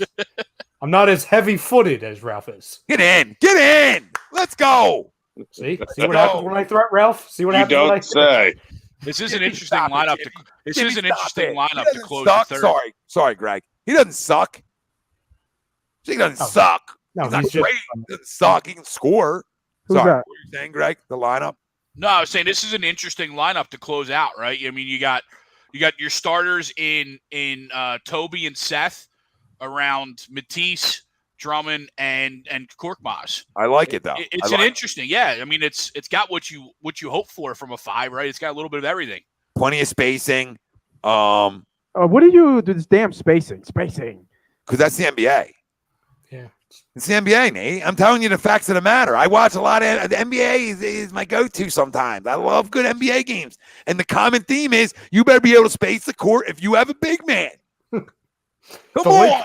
The Lakers know exactly how important spacing is, especially after last night. I mean, with Bron on the court though, it doesn't like he's like I don't count them. You know what I mean? Like he puts everybody where they need to be. Right, he knows it before it happens. You know what I mean? Okay. Like but I mean, we'll win 58 games somehow. Ralph will be paraded. Yep. After one game, I'm not worried about the Lakers. I'm just saying the way I'm watching them play is Joel does Joel really have that much more room than he didn't have last year? Absolutely. He's still on the perimeter. He's not down in the block like he was. Like, you know what I mean? That is true, Nate. He's bringing up the ball. Like what are you talking about? Is that spacing? That's what he is. You don't see more out Tobias Harris open space tonight already? No, what I see them driving to the ball more. So yes, I get the spacing where there's not somebody clogging the middle, but I would think the spacing would more affect Joel to let him do his thing, but he's still out in the perimeter. Yeah, but what did Joe do all last year though? Right? Late in games, I felt like he did a great job getting himself down there. Makes sense? Like I thought there's times through the first 3 quarters where once in a while he would get himself down there, but more lived on the paint and then got himself down there in the 4th. I'm interested to your comment, right? To your opinion on that. I'm interested to see, in close games, does he get his ass down there? And then does that like help it even more? Because early on he might just be used to being out there. But well, I think it's an example, not that he can't be down low, but I don't want to use the word settling because that's like a negative connotation, but you know what I'm saying? Like it's not that he can't do anything down low. It's that he's choosing. Still good out there though. Yeah. Well, no, that's what I'm saying. Like, so I don't even want to say he's settling for it, but he's 2 for 3 from 3. You know what I mean? He's 2 for 3. Yeah, but he's so good out there, but he's dominant at the paint. I agree with you, but I think the wear and tear of the paint is what keeps him out of the paint at times. Man, he's 7 foot and 330 pounds, man. Get your ass on the block. Like I agree with you. I'm a block junkie. Nate, I'm a Shaquille O'Neal block junkie just like you are, right? Because I know where you're going with this, right? And this dude could be the most dominant player that we've seen since Shaquille O'Neal in terms of pure dominance as a big man. He has the ability to do that, right? He has the ability to do that, and maybe arguably be better at it because of the things he can do on the perimeter, right? And beat you from three, beat you in the mid-range game, and then beat your ass down low. I'm not comparing him to Shaquille O'Neal, who, in my opinion, is the best center I've ever seen, right? In pure dominance. More dominant than Michael Jordan, just the most dominant player that I've watched with my eyes. So anybody going to tell me? I was wishing till you said that line about Mike. But go ahead. No, Mike's the greatest killer and winner I've ever seen in my life. The greatest killer and winner. There's a difference. Shaq's dominance is different. You think Mike dominated? No, Mike dominated. Obviously, he's the best basketball player of all time, in my opinion. I'm saying the most dominant player, the most dominant physical player I've ever watched is Shaquille O'Neal. Okay. And Joel Embiid has the ability to be even better than that. That's the crazy thing. At 28 years old, still has the ability to be better than that. And part of that is, to your point, I would love to see in the whole fourth quarter not settle for one jumper, right? Mm-hmm. And just beat dudes up. Like, you run the ball in the fourth with a little bit of a lead and you start wearing dudes out. That's almost what I want to see in the fourth, because that's the way I look at it. First 3 quarters, you can coast and do the other things you do great, right? But in the fourth, hey, now it's time. We got to run the ball, right? And I look at it just like that. Now you run the football. Nick, take notes. I hope that makes sense to you guys. I like that little Drew Baker. I didn't even know that the Pelican fans were chanting, "Where's Ben Simmons?" That's going to be. Oh, that's a good one. Pick, honey. Where's your number one pick, Pelican fans? Where's your number one fat sausage link? Where's he at? Oh, I love it. Freaking 700 pounds. Guy can't even fit in a fucking car. You know what I mean? Calls an Uber, they turn him down. Yeah. A joke. What a joke. Like inflate to Oliver Miller. Like, so remember Oliver Miller? That dude should be fined millions of dollars for that bullshit. There's no excuse for you not coming into camp in goddamn shape. That's a disgrace. A disgrace to the game.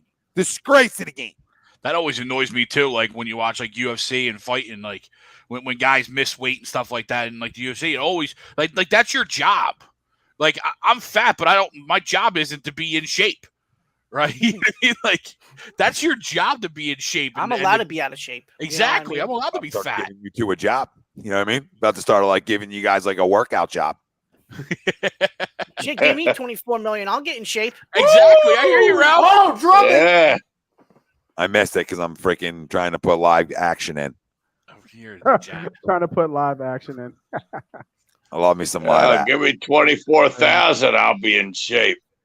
I wasn't even looking at live. What's the live line? What, the Sixers? I may even stay awake tonight. Would you hear? Did you see Young Das? He says 1 quarter to go. Stay awake, Noah. Pray to God for that one. I'm trying, Das. I'm trying. I have early mornings, man.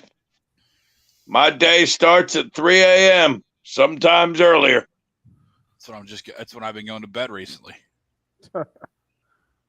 That's when I get up. Real quick around the NBA, Hornets beat the Pacers by 123-122. LaMelo had 31 points, 9 rebounds, and 7 assists. And the Bulls beat the Pistons 94-88. Zach LaVine finished with 34 points, 7 rebounds, and 4 assists. So they covered, because I know a lot of people were betting Chicago. They were -6. Wait, who did the Hornets beat? The Pacers. My God, what was that? Holy save! Tom. Yeah, the Pacers blew a 20-point lead. Tom, I might need to change some things for Monday. Yep, might need to switch that one up. Yep, I officially going to move some things. But the Hornets should be good, and the Bulls beat nobody. They beat right. Let's be real on who they beat tonight, and they squeaked by 94-88. In with all due respect, that's an upgraded basketball team. I just don't know. Right, I don't know what they expect from them, and why is Kate Cunningham not playing? Like, how are number one picks? Ankle injury? I just don't understand. Like, number one picks, they don't play like opening night. All the fans are looking forward to seeing you play, and you can't play opening night. 5-3 Flyers, by the way. Yep, TK Let's just go. scored. Let's go. Yep. And is Carter Hart in that tonight? No, Martin Jones is. Fucking disgrace. Get back to back. Get the guy in net. Makes you think. Well, no, he played 3. I agree. I mean, but he played the first 3 games. Early season, Martin Jones is getting one of these games. Mm-hmm. Yeah, Martin Jones is. No, I was going to think. No, I agree. No, I just don't know who he is. I wasn't being like disrespectful. Like, I don't, you know me with hockey. I know he's on. Yeah. But BI. Oh my God. Yeah, I feel- 81-75. Sixers. You know what's funny though? Like this whole Ben Simmons situation, right? It makes you look back now at that draft and go, Brandon Ingram looks pretty good right now. You know what I mean? And there was a small portion of time like leading up to that draft where I was all in on Brandon Ingram, like over Ben Simmons, and then of course then you change, or then I changed, right? Just because you realize that's where they were going, so you started to buy into it and buy around it. But man, I mean, Brandon Ingram could get a bucket whenever he wants, and he always did, even in LA. Wasn't Tatum in that draft? No, that was the Lonzo draft. Okay. Yeah. Greg, it's funny. I was thinking about that the other night, and like I said, knowing what I know now, we're fucking Justin Jackson at this point. Was that in the same draft? Or was that? Yeah. I think he was 5th. Josh Jackson. Josh Jackson or Justin? Jackson. Whatever, Josh dude. Jackson. Everybody knows what I'm talking about. Josh Jackson, Justin Jackson, Jackson, Michael I'll let you be Jackson, wrong. Tito Jackson. I'll let you be wrong. Doesn't matter. I'm not trying to be right. I'm just making the correct point I would rather whatever Jackson was in the draft, I'd rather have. Guess what? Give me both Jacksons, Ralphie. How about that? I'll take both Jacksons over this fucking loser. I'm just trying to help you out, you know? I'm I'm just trying to save your ass. You know what I From mean? who are you saving my ass from? I love being wrong. I was You know how the absolutely. people are. I was Justin, you absolutely a mean Josh Josh? Jackson You know how they guy. are in the I was- comments. They're I out. was a Come on Josh now. Jackson junkie. Ralph, Go ahead, Ralph. unfortunately, Tell us not to calm bubble, down. Jackson was not drafted No. in the Ben Simmons draft. So. Yeah, I was gonna say, Ralph. Josh Jackson was not in that draft. He was not in that Fourth draft. He was in the Fultz draft. Yeah. Yeah, that's what we were talking about. No, Tom No. said he would rather have Josh Jackson than Ben Simmons. Yeah. But he said Justin. So I said Josh. But you're still wrong. Josh wasn't in the draft. But he You're said wrong. Justin. But there was a Jalen Brown in the draft. Okay, Yes, there you correct. go. There you go. Well, if you look at it, right? If you look at it, Jalen Brown's a guy you obviously would love to have.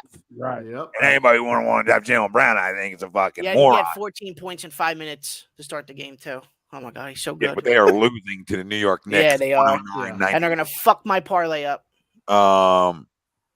There's not enough scoring. I mean, Tatum 5 for 21. That's not going to get it done.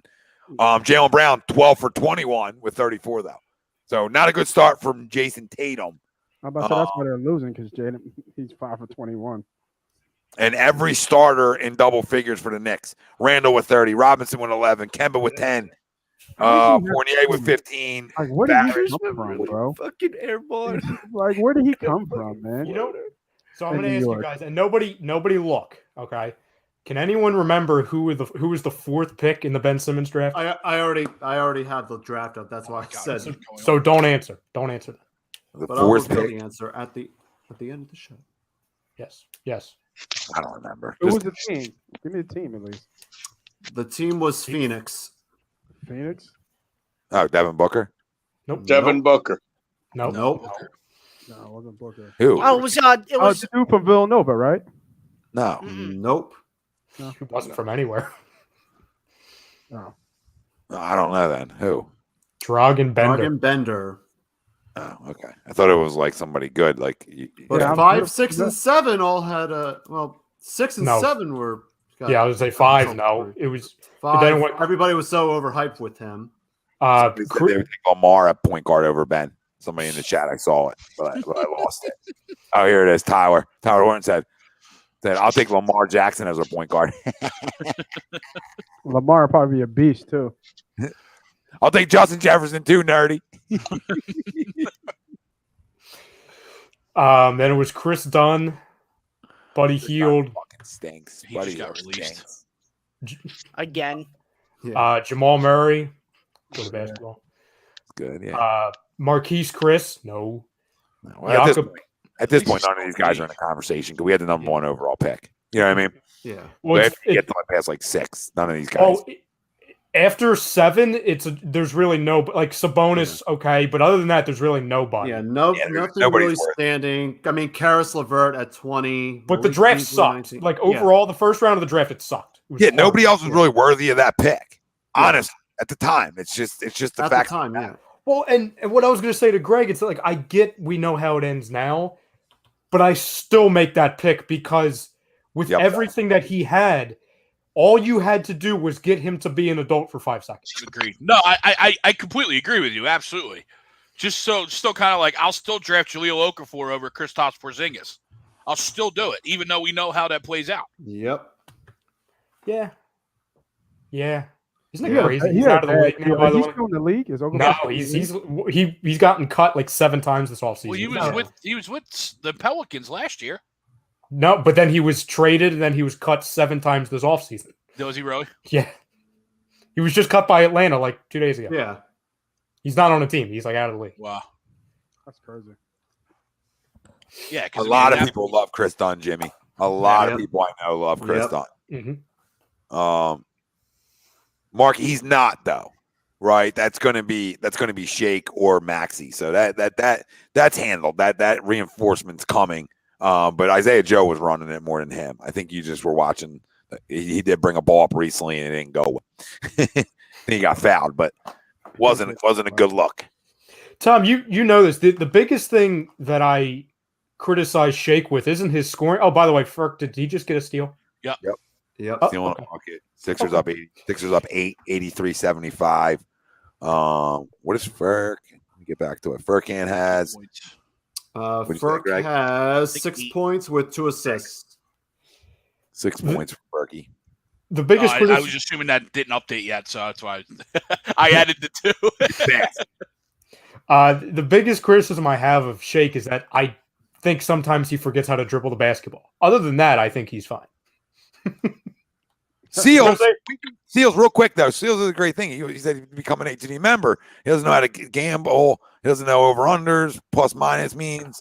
Would definitely be a member if I did. Well, Nate teaches you that verse on Money Pot on Sunday mornings. But the other side of it is that it'll teach you right in there. It's right in there what you put in. So people will help you through it. So become a member. You don't need to know because he gives them out. But yeah, to Tommy's point, every Sunday morning.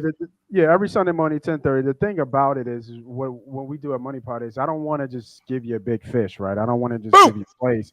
And I do that, right? I do that. But at the same time, I want to teach you how to go catch your own fish. You know what I'm saying? Like let's go fishing. Let's go fishing in the morning. Get a tripod, Noah. And let's bring in the big ones because that's what we do. It's big from Furkan to see that early on this year because it's another one. Stop it. Ray Allen, first of the year. Ray Allen. Ray's Give back. Me some. Ray's back. 5 for 9, 2 for 2 from 3, 12. Let's go. Come on, hit me my tonight. Hit me my Korkmaz go off game parlay. Let's go. Well, this is what you need, though, guys. You need a guy like this to develop and get better. Yeah. Because there was an early summer league that he played in, where I feel like nobody played in, and he was dropping 20 a night, looking like a white Mike. You know what I mean? It was sick. And it's summer league, but he showed the ability to take dudes off the dribble a little bit, right? And create his own shot. But can he continue to develop and be more consistent? Because his biggest thing is consistency with it, right? So, we've seen him put a stretch of 3 games together. But now this year, can he make that stretch turn into 8? Can he make that stretch go a little bit longer? And that would show me he's developing as a consistent player. I mean, I'll quote what Greg always says to me when him and I get into Furkan Korkmaz debates, and it's true. And it's that he's only 24 years old. You know what I'm saying? He's still young. He's not a finished product. Still, he makes pennies as well, which is important. So if you have a guy that doesn't make a ton of money, right? If you have a guy who doesn't make a ton of money, here come the Dodgers. Give you double digit-ish, right? You're in good shape. You're in really good shape, especially off your bench. Andrew Bailey, the membership has helped me learn to make my own safe bets for sure, as well as being given great bets in fields I have no knowledge in UFC or soccer. Yeah. So Andrew Bailey, we appreciate it. For sure. Yep. I love to hear stories like that. I love to hear stories that where not only that I'm winning money, but that you're learning, that I'm helping you move further and what you're doing when you bet. So man, shout out to Andrew, man. I love that. Isaiah Joe went back to the locker room with an injury. Yeah, all right. That's why Ferk was running a low point. So Maxey back in, Sixers up 10. He ran it a bit in the first half too. Coming up to 8 minutes left in the game.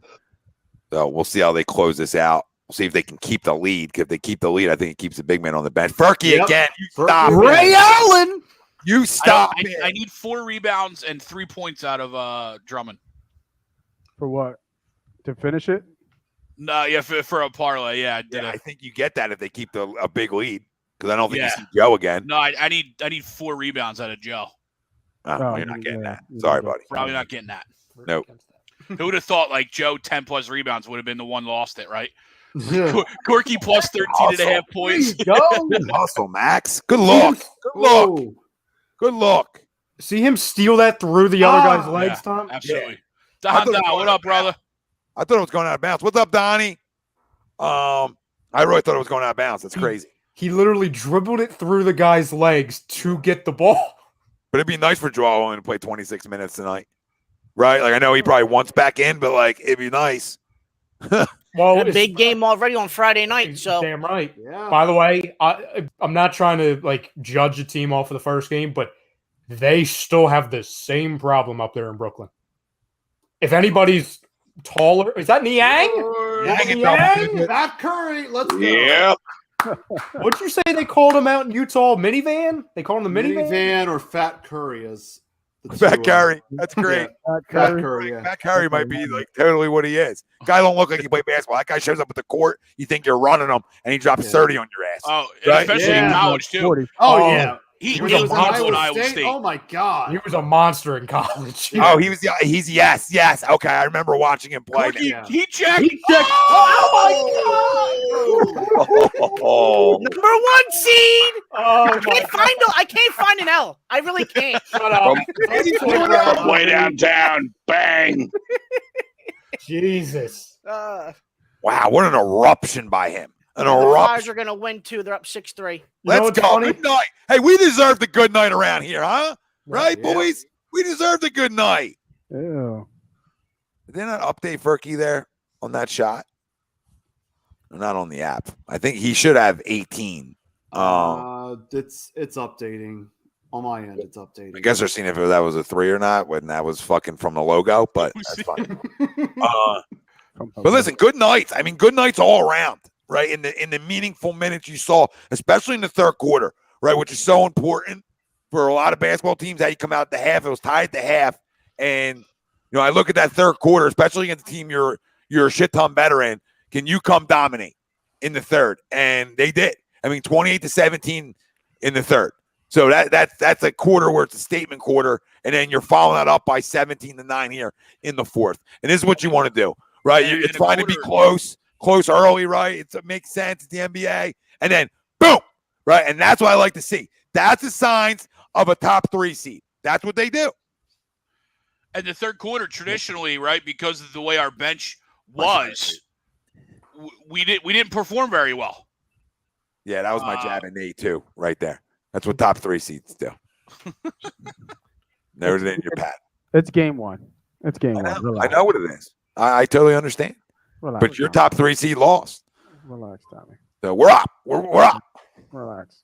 But yeah, Greg, it's huge. Yeah, it's huge. Yep, Flyers win. Hey, come on. We routed the Pelicans. Come on. We're making Broad Street reservations. 5-2 Braves. Dodgers scored 2 in the bottom of the fifth to pull within the, put the game back into play a little bit. 5-2. 5-2 Braves. Top 6. He probably just playing video games, Don. He don't care. Yeah. You mean Simo the Savage? What is that? Is that like his Xbox name or something? No, it's like it was like That was like in his his media room or something. yeah, like a big Give it to Drummond. Come on. the take. Pass it to Drummond, Max. It was like a sign, like a big lit up sign that said that. Like, guy's such a dork. Like, first off, you're giving yourself that nickname, and giving nicknames aren't allowed, by the way. It's probably why Kendall broke up with him. He freaking went into that room, and be like, "Oh no, I'm done." Guy's got freaking signs, Oh, he nicknames. was about to pull right there. He was about to pull. He was about to pull right there. Just thought otherwise. Maxie. Oh no, he checked for you. He checked for you. Got it. Maxey with 18 now. So I don't know. To tell everybody out there, it's a better basketball team. They're going to score more. The defense is going to come to run. I love it for sure. Oh, I think they're going to get hurt on the perimeter at times for sure defensively, but I think offensively they're going to be better. Like right there. Yeah, they're going to be better offensively. They're going to get hurt on the perimeter. That you can't deny that when you lose a guy like that who has the ability to defend like that. So that's just the fair way. This is the second team just running them off the court. They don't even, the starters are not even got to play. Andre, let's go. Let's go. You know what's great too about Give me Drummond? his free throw. Well, that's the thing. Two things, Rye. What's great is I love to get these guys minutes too, Nate, to your point right there. Like I love getting these guys minutes in games early on, especially younger guys. Well, and Drummond's going to go to the line a ton, and he, unlike Dwight Howard, he might actually make a couple. Yeah, he's not horrendous per se. He got 15 boards, by the way. Yeah, that would have been good for you right there, right? It's not terrible at the line. Brick! Almost missed the friggin' arena with that shot. Listen, you won a game you're supposed to win, but you did that with Danny shooting the ball one time, and you know what? There's going to be times you're going to get more production from him and less production from other guys. Oh, look at that. 35 bench points. Splashing that on the screen. 35 bench points, which is huge, Frank. Yeah. And 16 rebounds from Andre Drummond off your bench in 17 minutes. That's people laughed at me when I said this is a monster upgrade. I did videos, right? People were laughing. No, it's not. Yes, it is. Where's he going to play? Go play for your big man. That's the best upgrade that's out there. There isn't a better backup that you could pull in here, right? That's not still starting in the league than Andre Drummond, right? There just isn't. He's a walking. When he starts, he's like a walking 18 and 20. I've wanted him every trade deadline. You know what I mean? Like every trade deadline through the past 3-4 years, we should go get Andre Drummond. We should go get Andre Drummond. Just because that's exactly what you get from him in this situation, right? Because I don't think he's a number one starting center anymore, but he can give you exactly this right here. Oh, Get out. Oh man, I disagree, Greg. I think there's a lot of teams. Is that Isaiah or is that Tease? Tease. Oh, he's going Fly Cork. Oh my God, that was like the scene from Space Jam. No, he was like Jordan. He was like Jordan in the All-Star game. I mean, he took off from the foul line. No, you know what he was there, Tom? You know the opening scene in Space Jam when he's the kid and he jumps and it doesn't. He's getting to the rim. That was for. Like, is he gonna get there? Is he gonna get there?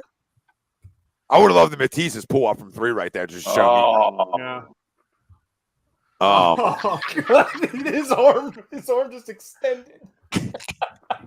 Everybody get away! Everybody get away from the Sprite commercial from back in the day. They all smiling, they all laughing because they're like, "What are you doing there, buddy?" I think Tyler Horton just compared Furkan to prime Derrick Rose. He was like, "Yo, this boy just took off one hand in the air." Give me that. Greg, what I was gonna say is there's a lot of teams Drummond could still start on. A lot of teams. No, you're right. They could start, but the bottom they're feeders, very Ryan. good though. You know Talking about non-playoff teams, borderline playoff teams starting. Yeah. Oh yeah, that's fair. No, I don't see him as a guy unless it's you've got you're just lighting it up everywhere else on your offense to where like the center really doesn't matter that much. If you can't be a championship contender, I don't think with Drummond being your guy. I do agree with that. But like again, like we know, Max, come on now. I really want Max to get to 20. Really would love for him to get to 20 tonight. Stat stuffing over there. Well, you know why? Because it's an FU to Simmons. Like, FU'd him, right? He already FU'd him in the production. We'll talk about it, right? We're going to talk about it, but he already FU'd him in the production. It's already better. And he didn't have a great night. He had a good night, and it's already better. Oh my God, he's flying! He almost reverse playoffs now. Look at him. He's such an issue. That's what I'm saying. Sweeps text. He goes, besides Greg, who would have thought we would love Corky more than Ben? Right on. You think about that comparison. I'll take that. Anybody over Ben. Yeah, I'll take Cork over him. Well, listen, going to the line, he's got 20 already. Man, I know it's the Pelicans, and I get it, but it's a good start. It's a good start. It's not crowning anything. I didn't raise them from a 3 seed to a 1 seed, right? But it's a very, very good start. And you know what else is? Because I think teams can use this. Like, listen, pro athletes use anything they can find for motivation. We all know this, right? And if you can use this of a guy being a selfish little prick to your advantage and use it as motivation, let's go. You know what I mean? Let's go. And he's 6 from 6 from the line, Tyler. He's shooting like James from the line. Let's go. It's James Harden. Definitely. That's why Greg and I get in so many arguments, because I want to love the guy so much, because when he's on, he's so much fun to watch. It's just, he's like so preposterous. Like, this friggin' guy's flying. You know what I'm saying? Like, you imagine if you're watching the tape and you're playing defense against this guy, and this guy carves you up for 22, right? Like, I mean, guys are in the green room, like a little, like, you know, looking around, like, you're going to the G League for let Korkmaz go off for 25, 22 points. Yeah, like it's like what Frank does. Out the mud. We out the mud time. No. Oh, already, Greg? We out the mud. Oh, we're climbing out of of it. it. Layup though. He missed the rebound. Oh, it's fine. Listen. He's still crawling out the mud. It's fine. Typical. He's in the sand right now, Greg. He's in the sand. B-ball Paul. Oh, I was not expecting. I heard my name in the discussion. What was it before? The Knicks just choked the lead. They're going to overtime. Good. Boston right now. Oh, he's out the freaking mud. He's out the mud. Oh my God! Would you guys calm down? We're up fucking 42. All right, here comes some more guys. Who's coming on the floor? I almost hope he gets cut. Frank's gonna go nuts here in a second. What are you talking about? Big B-ball. Is it who I think it is? Is it who I think it is? Frank, it's the only guy who hasn't played tonight.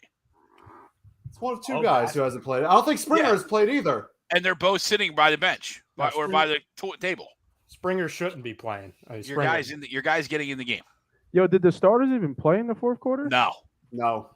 Didn't even touch the floor in the fourth. Wow, that's crazy. Max, the only one. Well, yeah. I'm sorry. You're right. Maxi's the only one. That's crazy. He got 20. It's not crazy. I needed 4 rebounds out of Joe. Everything else hit, but I needed 4 more rebounds from Joe. That's a lot of rebounds in a quarter. I'm watching the end of the game, and I know the game's over, but this is where you like some of the best. He's here. Let's go. They just gave up a 3. That little floater. Yeah. You know what I mean? A little pick and roll. That's the thing I'm saying. You can pick and roll with everybody. Yeah. I mean, you can't do that with Ben. I can't believe Bassey's on the court right now. So is Baisley. You see Frank. Oh my God. At the board. Oh, no, he stinks. Yep. Trade him. Get rid of him. He's done. Who's 50? me. A. Henry? Who the heck's A. Henry?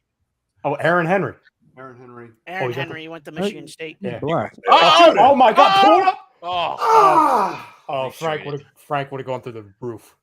Frank would have got naked. Yeah. Well, Is somebody on? And Somebody playing at probably Frankie's? in jail. Bassey went to Western Kentucky where Frank went. yeah. Okay. How'd you get to Western Kentucky, Frank?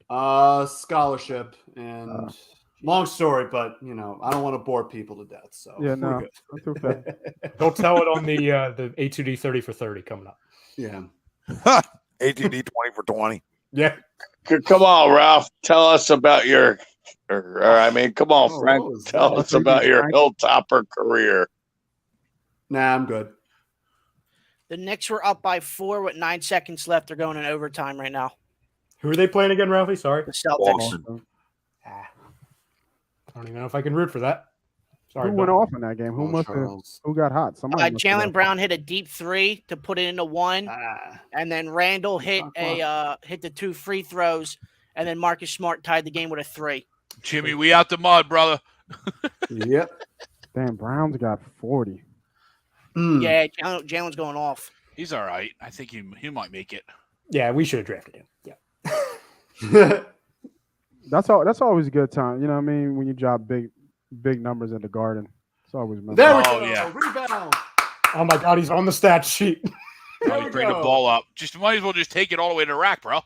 Check it. Man, they beat these boys by 20. They smoked them. Man. The line was short. The line was 5 or 4, 4.5. Oh, that was Yes! Oh my God. He scored. We have liftoff. Can't do this. Man. it's You're gonna Bassy see the season. dolls. It's Bassy season. It's Bassy season. Listen, I'm happy to see him get on the stat sheet. Out the water. Yeah, out the water. Out the water. Frank, you got It's to Bassy get like a season. plastic fish Yep. or like a fishing rod, like that you can throw. I'm happy to see him on the stat sheet before we put him in the Ben Simmons trade. I'm very happy to see that. You talking about number 23, right? Yeah. Something on the I'm stat about to sheet say, if it was board. 50, his shot is James. terrible. Did It you was see that? terrible. Wasn't that shot terrible? Oh my God. And he that was quick ugly. with the bring down, like he thought he hit it. You know what I mean? He was like, Yeah, that shit was ugly. Ugh. A little lefty, too. Terrible. Wasn't great win in terms of taking care of business, right? You beat up on 120. You hold them under 100, which is a win in the NBA. So you still played good defense tonight. We can all agree there. I don't think I've ever remembered them not like the starters not playing the fourth quarter of a game, like almost the whole fourth quarter. It's pretty crazy. You know what I mean? That's- Usually you got to get some minutes, yeah. but they're your veteran guys that you almost want to like, okay, we're not minute restriction, but if I only have to play Joe 26, Tobias 28, Danny 19, Seth 28, that's a win.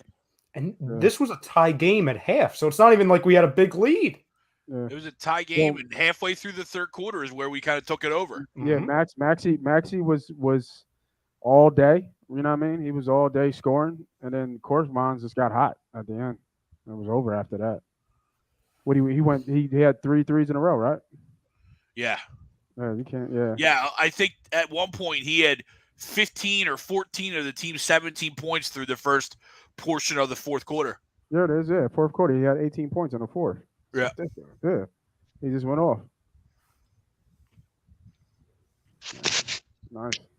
Noah, are you under attack over there? Yeah. Yeah, from going to bed.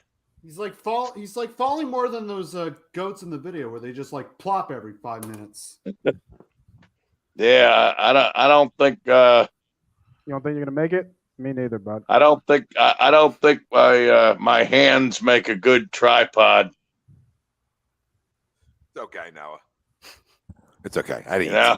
gotta get a little something in the belly. But listen, Tyrese Maxey outplayed what Ben Simmons would have gave anybody. Yep, absolutely. And that's just facts. That's the facts that matter.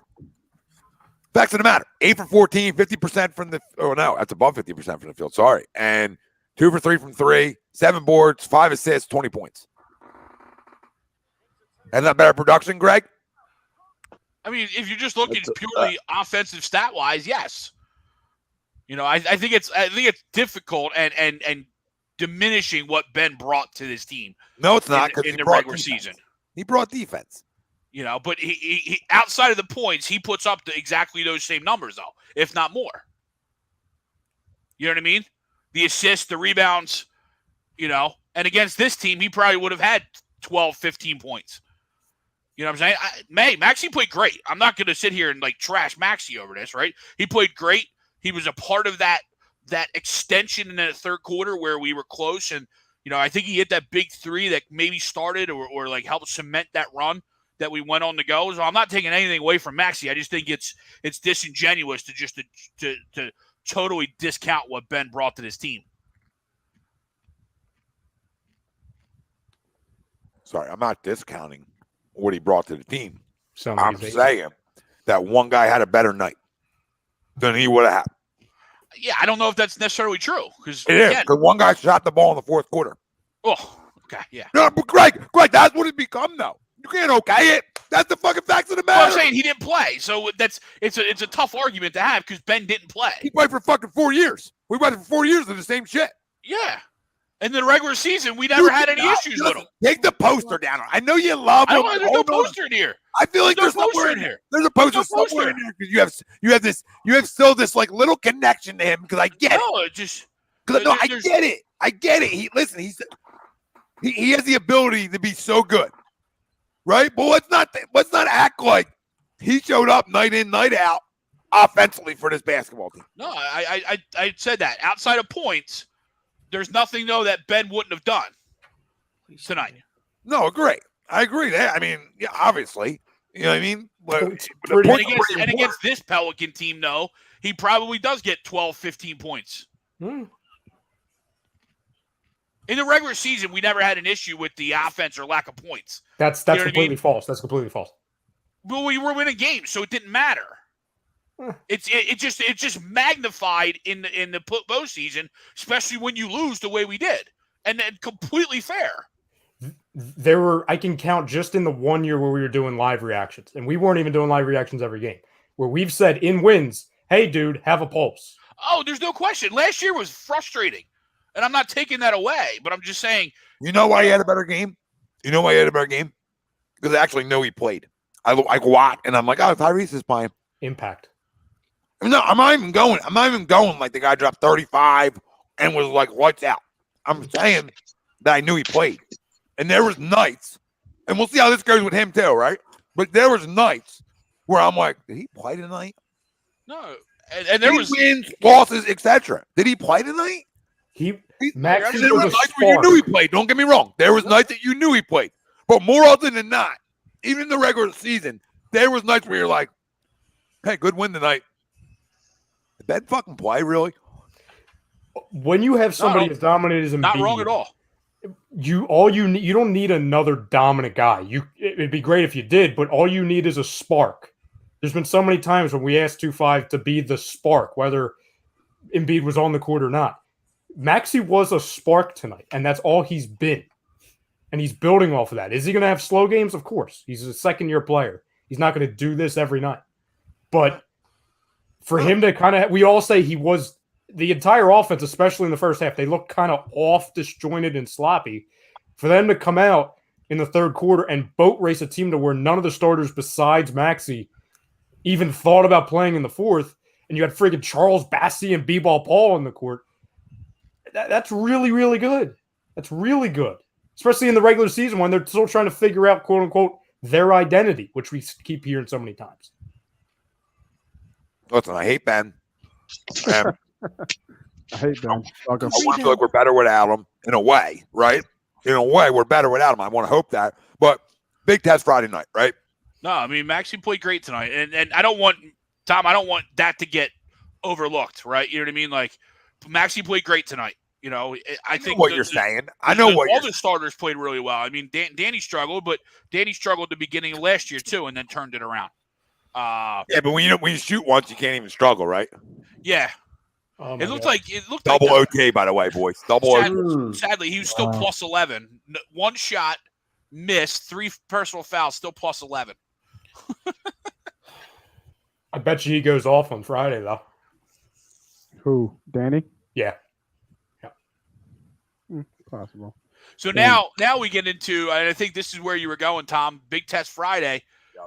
Yep. Now though, without Ben, what does the defense look like against Brooklyn? Granted, they're without Kyrie, so that's not a trade-off because Ben wasn't necessarily covering Kyrie, but it's one less bullet, right? Yeah, I mean, I think they're freaking ridiculous even without them scoring wise. They'll be like the Nets; they're fine. But listen, Durant's an issue, and Durant's an issue. On, Pop. What up, Pop? Durant's an issue with or without Ben on the court, in my opinion. Can he slow him? Can he slow Harden down a little bit? Sure, maybe. But I think the offense shows up. And then I think you're going to get guys like Matisse that got to run at him. And Danny's a good defender. Like Joel's a first-team defender. So I don't want to get lost in that we still can't be a really Pomsy group without this guy. This is where I'm going. Not to you, Greg. You know what I mean? Like, I don't want to diminish what the guy brought, but I also don't want to diminish what some of these guys are either, right? And I don't want to diminish that. Okay, our backcourt is not great defenders. I mean, Maxey gives you 1,000,000 miles an hour. So he's going to put the effort in to play D. He doesn't have the size that could hurt you at times on that end of the court. But you have a great defender holding down your paint. And then your backup defender is a damn good one too. So you have that protection at the paint. So Danny's a good on-ball defender on the perimeter, right? Tobias is a good defender. So, like, I just don't want to overshadow that. Like, we can't play defense because Ben's not here. We held a team in the NBA to under 100. That's a fucking win. I don't care who you're playing. That means you play defense tonight. One, two, senpai.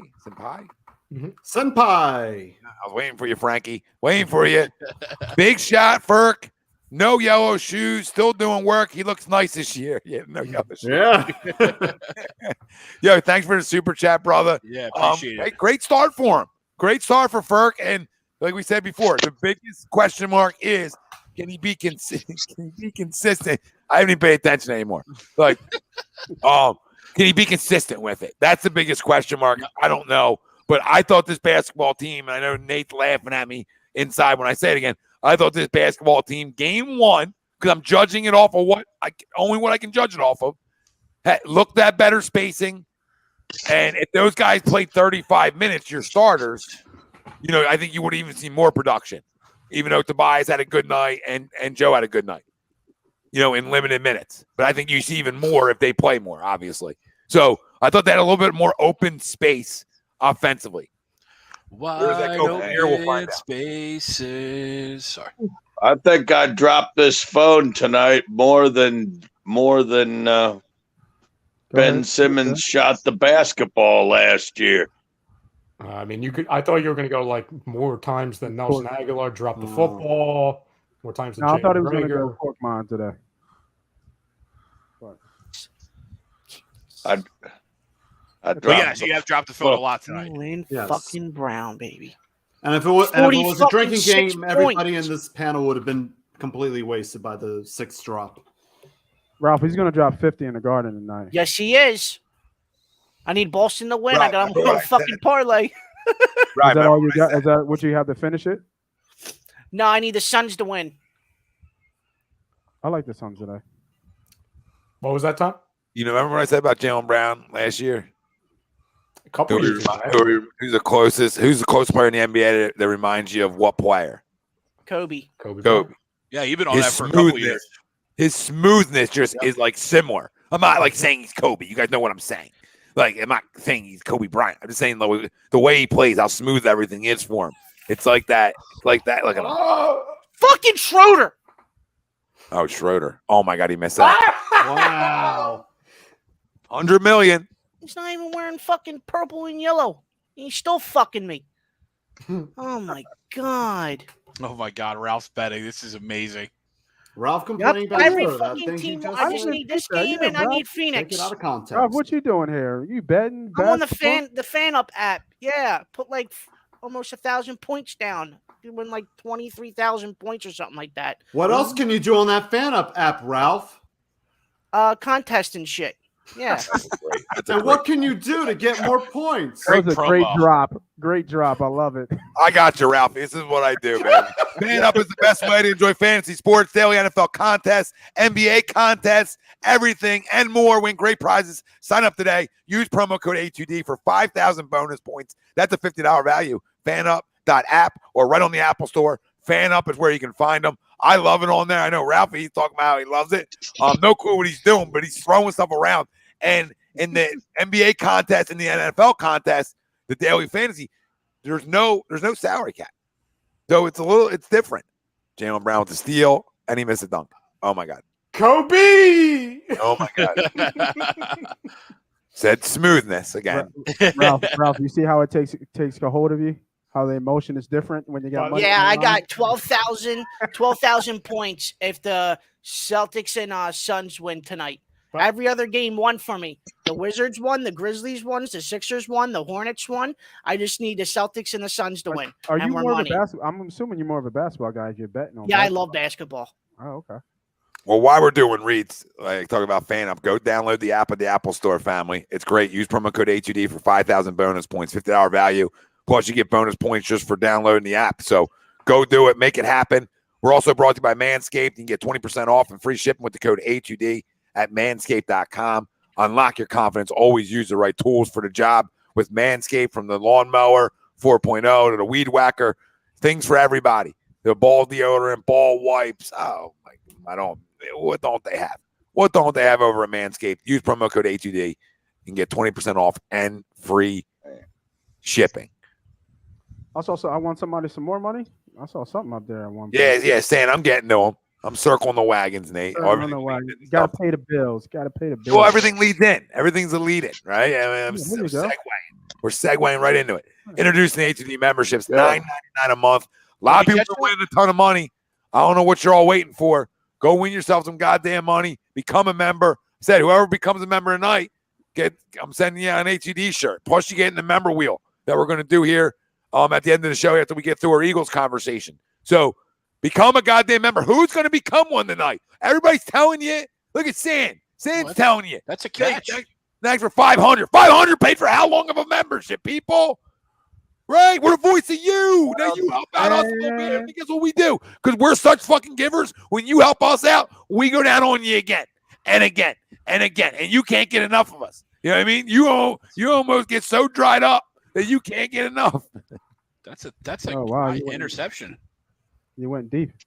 I went deep, Nate. Yep. Got right in there. Hey, Tommy, we going to the Vegas Strip and coming home with a win? We have a football. Yes. Yes, I think we do. Way to answer that, Tom. Yes. Yes. I'll explain why when we get into it. But yes, I do think so.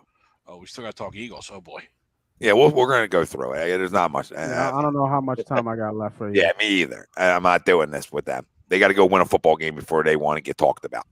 I got a 1-0 basketball team, a good hockey team in this city, right?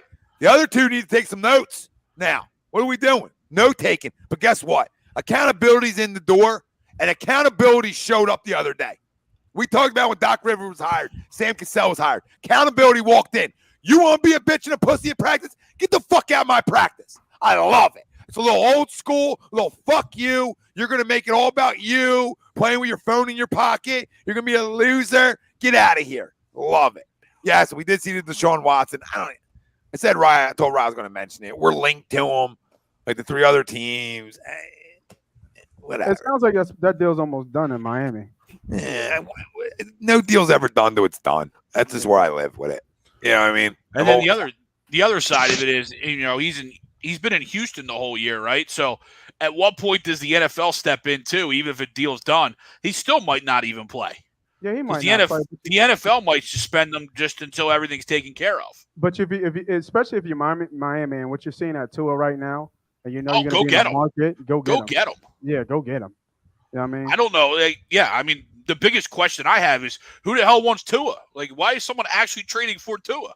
Washington. I'm not sure, but Washington and Denver. Since we're on football and we're talking about trades and I guess the draft and I guess we should be looking ahead because I see these things of we're doing the first round tickers. Like who in college is like that impact player? It's too early like we're going to be in the top. We're going to have at least 2 picks in the top. What? 7? Oh, it's bullshit. That's bullshit. He caught that. Like who's out there? There's no, all-star quarterback. Right? Not quarterback-wise, no. There's some good defenders. There's some good guys on the defensive side. I mean, are we just talking about everybody on Georgia right now? We don't need any linebackers. You look at Stingley from LSU, Hamilton, the safety from Notre Dame. Anybody on Georgia, to your point, right? Yeah, that defensive line is ridiculous. that defensive line linebacker core is Fumble. I'm watching the Coastal Carolina game. Oh. Over the did he fumble? I don't watch NBA. Did he fumble on the goal line? The 4-yard line, yeah. Anyone catch that, Tom? Anyone catch that? I don't watch the NBA outside the Sixers. I seriously don't. It bores me. The product is trash. Keep that noted. Oh, wow. You're shocked. I've mentioned this multiple times. No, I just didn't want to believe it in past. Yeah. That's all. He fucking fumbled the ball. We need that over in that game. That's some bullshit. Well, that's cool. I mean, we can still get the over. I got Coastal Carolina -5, so go down and get this TD. What's the overs at, Nate? 60. Well, I bought a point. Come on, please. It was 60.5. We'll get it here. If Coastal scores, we'll get it here. Phoenix is fucking right? 27-27. Yeah. Hey, Ralphie. The one thing I've learned about basketball, because I'm gonna tell y'all right now, Yeah, you're a 54 right now for all you mathematicians out there. I do not bet basketball, but basketball is a game of runs, bro.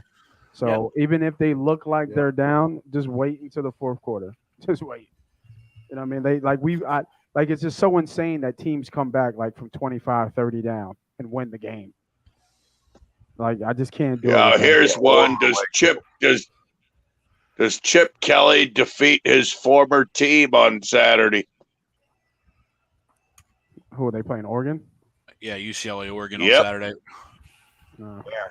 It's at the Rose Bowl. Well, if you become a member right now, you'll find out. I'll tell you that. Ooh. Right now. UCLA's favored in that game. UCLA -2. It's interesting. Hey, Chip's doing well in college. That's just his bread and butter. Now that he's got some of his guys, I don't know if DTR can do enough against that defense. I don't know. It'll be a good game. I'll be watching it. Yeah, it's going to be who can run the ball better. Yeah. And can DTR make that timely pass? I've got something here. Sixers. It says this is according to Sixers stats. In his Sixers debut, Andre Drummond recorded 17 rebounds in 19 minutes as a reserve. His 17 boards are the most by a 76er, making their team debut since Moses Malone on October 29th, 1982. He had 17 boards tonight? There's some rare air for you. Damn. I'll tell you, his numbers like just show up and you're like, how did he get there? He only played 19 minutes. A rebound a minute. Plus 22. Jesus. Get him, Bill. Get him, Bill. No, blame Jason Tatum, Bill. As soon as I heard Ralph rooting for the Celtics, fucking dude shooting 6 for fucking 30, Bill. Oh, Big Al would have hit. Albert the Machine. Bottom 7, still 5-2 Braves. Okay, gotcha. All right, let's give our Eagles predictions. And we can get to the wheels. Yeah, I gotta get wheels and locks. I'm trying to stick around for those memberships. We can get we'll do the wheels here quick. We'll get to all of it fast. We'll give our predictions, offense, defense, player of the game. All right, family out there, chime in, give us yours. Okay, chance to win some money right there. Little Venmo if you nail it. I'm gonna go 28-24. Piece of shit, bitch, motherfucker. I don't know how you guys fucking do this betting fucking bullshit. I really don't. This is the best part. When I hear new bettors, and I don't know how you guys do this night in and night out. 3 open looks for 3. Clank, Tommy, clank, clank. It's still -3, 49.5 is what it is. Just to give you a heads up. I'm going to go 28-24 Eagles. I think they win this game. I think the Raiders probably was a real emotional game for them last week. Easy to get up for. Setting in now, you don't have your head coach that you did all this work with. I don't know. I think that could be a little letdown game for them. So the big thing about Derek Carr, when he's pressured, he might be the worst quarterback in football. Them numbers speak volumes when you get to Derek Carr. When pressured, I think his completion percentage is like one of the lowest in football. So something to be said about that. So can the front four get to Derek Carr on Sunday? I think they get to him enough. I think Eagles win 28-24. Offensive player of the game, I'm going to go Devontae Smith. Defensive player of the game, I'm going to go to much maligned Derek Barnett gets 2 sacks. Oh, nice. Be his first 2 in like 10 games. Yep, and he goes off sides once at least. I'll go next real quick. I got Eagles winning 24-21. Offensive player of the game, Jalen Hurts, 2 touchdowns throwing. Defensive player of the game. Wow. Let's go with. It's not entirely shocking. All we do is throw. Let's go. Steven Nelson, interception again. All right, I'll go as well. I'm going to go Eagles 23-21. My offensive player of the game. I'm going to go up and down goes Noah. I'm going to go Quez Watkins. And my defensive player of the game, I'm going to go with the other corner, Darius Slate, because Ralph took Steven Nelson. I guess I have to be the bearer of Love you, bad buddy. news. The Raiders I'm will win still the here. game. Oh my God. 33-27 shootout. Player of the game, I'm going with Oh my God. Put a shirt on, bro. let's go with Waller because he's going to just kill our linebackers. Defensive player of the game, I forget his name. I think he's number 99. He's a monster on the offensive line. Max Crosby. Maxey? Is it Maxey? Is it Maxey? Yeah, Max Crosby. Yeah. Turner's Crosby. out for the playoffs, by the way. Who? Justin Turner. He Oh, just pulled up lame, hitting a double play. I'm about Good to say job. you're talking about Dodgers. Yeah. Man. Go ahead, Greg. Yeah, I'm with you, Nate. 28-17 Raiders. Just because it'll be fun in our group chat, it would go Henry Ruggs. A little bit of Ruggs. Gonna go Henry Ruggs and Abram with Jonathan Abram, safety on the back end.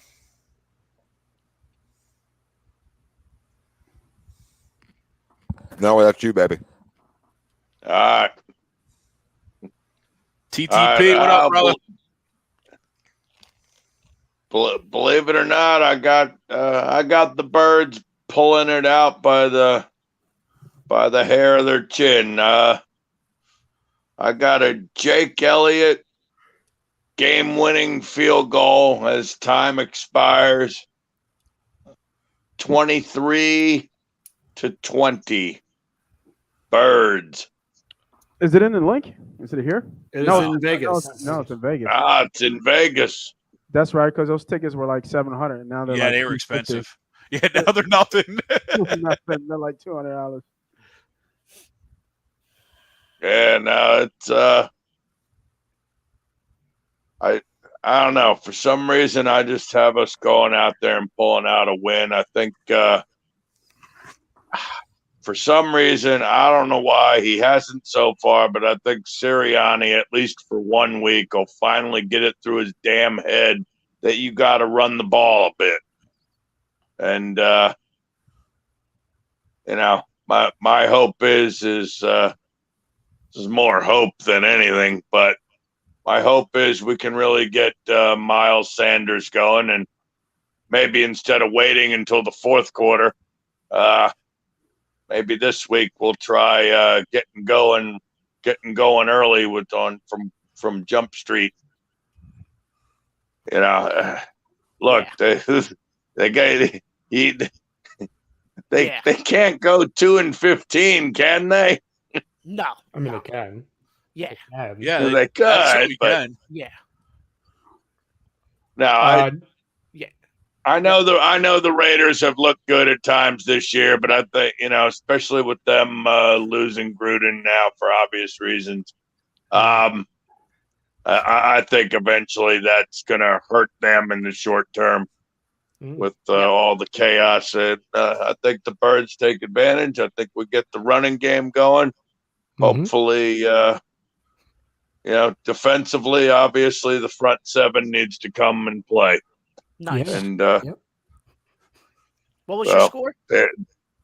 23-20. Jake fucking Elliott, baby. Nice. From 47 yards out with 4 seconds to go. 25. I'll go 24-19. Kenny Gainwell, offensive player of the game. Darius Slay, defensive player of the game. You got Birds winning? Yes. Hell yeah. He gave 2. Oh, I'm sorry. Give me Miles Sanders. Not Jake Offensive Elliott. player of the Not game. Jake Elliott for the game-winning kick. Just let him take Miles Sanders for the love of God. Well, here we go. Just let me take Miles. Yeah. I'll take Jake Elliott on special teams. Yeah. And and on defense, because sure. And on the defensive side of the ball, why not? He'll wake up someday and realize he's still playing. Ryan Kerrigan. Oh my God. Yep. Get all the betting, get all your money ready for that one, ladies and gentlemen. Ryan Kerrigan. He has one tackle, and the guy ran into him. But don't worry. Our defensive coordinator said this morning that he's highly productive. Occasionally, you can get lucky in Vegas, I guess. Well, no, but Greg, don't worry. Our defensive coordinator made sure he said today, Ryan Kerrigan's been very productive with that one tackle. By the way, that weird cat guy's back in the game for the Dodgers. Who? The cat guy. He doesn't have cat spikes on though. These freaking. Yeah, I'm still trying. I'm trying to convince myself that this bird season still matters. Yeah. Yeah, I mean, now with the division that we're in. Speaking, it's getting bleak. It's getting bleak. You're right. Yeah. Speaking of things that matter, let's get to our locks of the week. Okay. Real quick. Go ahead. It still matters if you win Sunday because of what your schedule is. So, like, if you want hope, but do you think the Cowboys are slowing down? No, I don't think so. I'm just saying if people want hope. That's all I'm saying. You know what I mean? Like false hope. I mean, call me crazy, but the wild card is not completely out of the picture. It's gone. I don't know. It's completely out of the picture. It's win me 4 in a row, and then we can have the conversation. We're not winning 4 in a row. I never said we are. I said win me 4 in a row, and then we can have the conversation. I'm giving these people false hope, Tom. I'm not. I'm saying win me 4 in a row, and then I'll have the conversation. Not until you win 4 in a row. I'm not having a conversation. I can't do this. Yeah. They haven't shown me anything to be worthy of that conversation. Mm-hmm. Right? They can't play at home, obviously. Can't play away. They've actually played good away, per se. I don't even think they could even play at a neutral site. Christ, I don't even play the league. I mean, shit, even I got lucky in Vegas once. Franklin Field, you'll still get blown out. Shit. I don't know what false hope I'm giving, Kyle, because I've said recently that I got no problem not winning another game. So, I got no problem with it. I never say that. I agree with you, Nitro Freak. Tom is the captain. I wouldn't agree with him if I was you. Especially with that name. I was all good. In his corner, go right ahead. Go right ahead, because you'll always be wrong. Like you said, Tom, you are the voice of the people. You give the pulse of what they're thinking, what they're feeling. And a win Sunday would give people false hope. Yes, Correct. It would. Absolutely, it would. Correct. 3 and 5. Hey, And then you start getting the people saying, "I can't find an L." On the schedule. Look, 3 and 5 turns into, oh my God, we're going to beat Detroit, and that's still up in the air. We haven't won in Detroit since I've been born, I think. When we beat Atlanta, how much false hope was out there?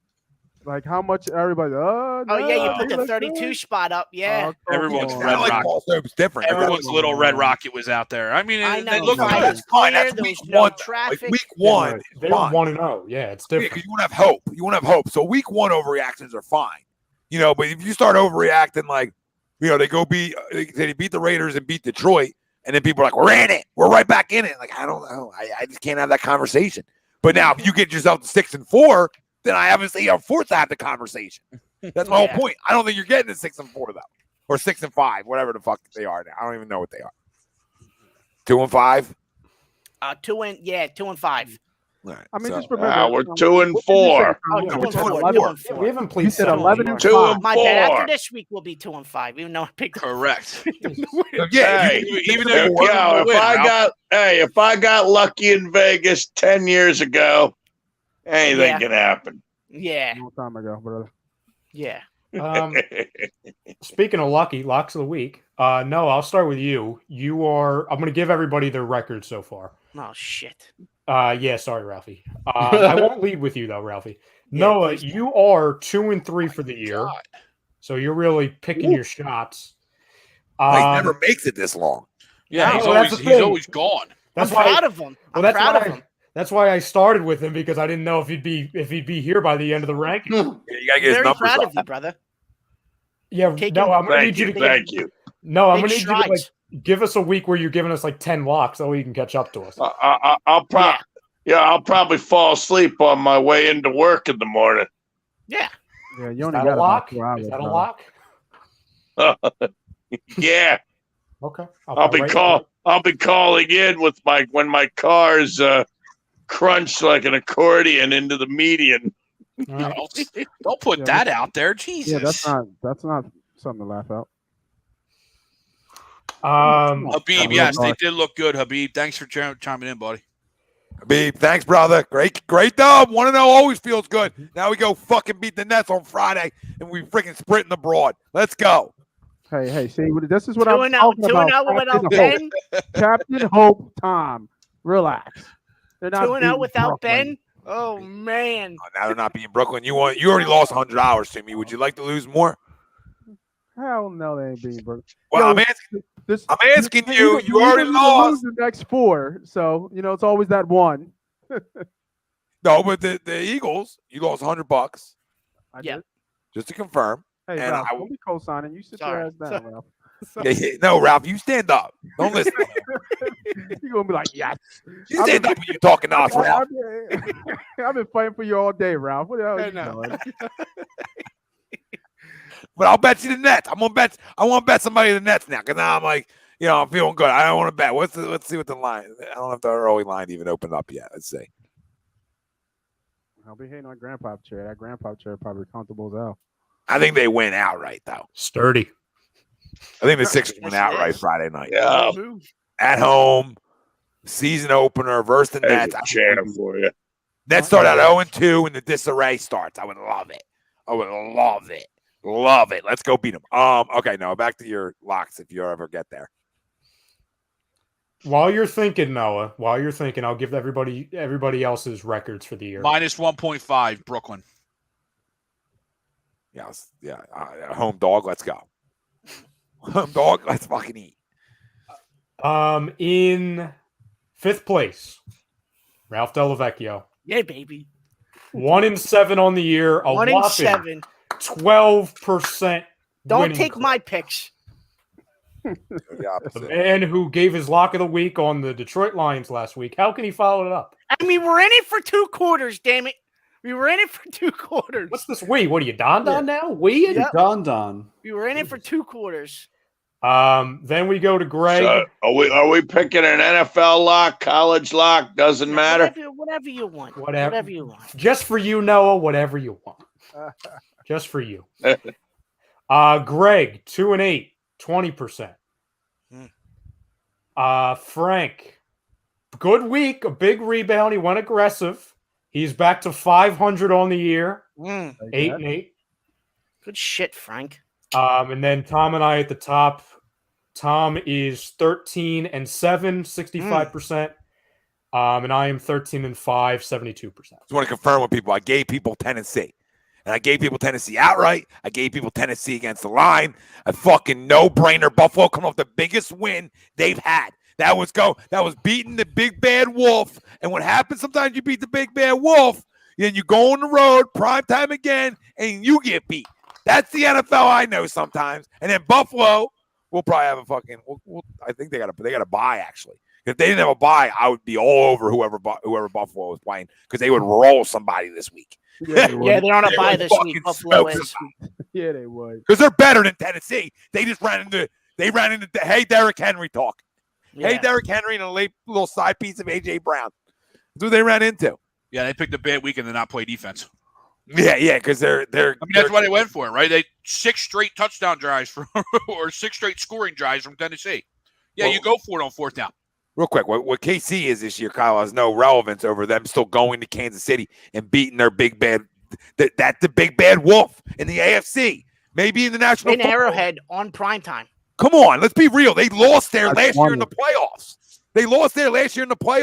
That's a fucking statement win for them. And sometimes when you have statement wins, you have a little hiccup, and that's all they had. Buffalo's fucking awesome, right? I love watching Buffalo play. So, but I think Tennessee is just. They're built like Mike Vrabel. They're just freaking tough. They're just tough. The Tigers are just a tough football team. They're a quiet 4-2. You know what I mean? No, do you have any locks yet? So I can stop talking? Yeah. Here you go. The locks now. So yeah, App State's going to miss this kick. That's a lock. Oh, my God. Fucking Greg. Malakovic, is Clifford playing this week? He stinks even if he does. Oh, Greg's out. Greg's out. We are not Penn State. Look at him. He's out. No, I've never been in on Clifford. He's I've out. never Look been at in him. on Clifford. Look at him. Look at him. He'd rather go. I don't know. Shirt. Here's my lock. Penn State rolls Illinois. I forgot Illinois had football. Yeah, I mean, way to step out on a limb there. What's the line? 38? Yeah, you got to say roll. What's the line? I need to know a line now. 24. 24. Okay, so they win the more than 24. All right. There you go. Penn State covers. Look at you. No eating. First lock long time. First lock since week 1, and that's not a joke. Ralphie. I'm really excited. We almost did miss it. Holy shit. I got 3.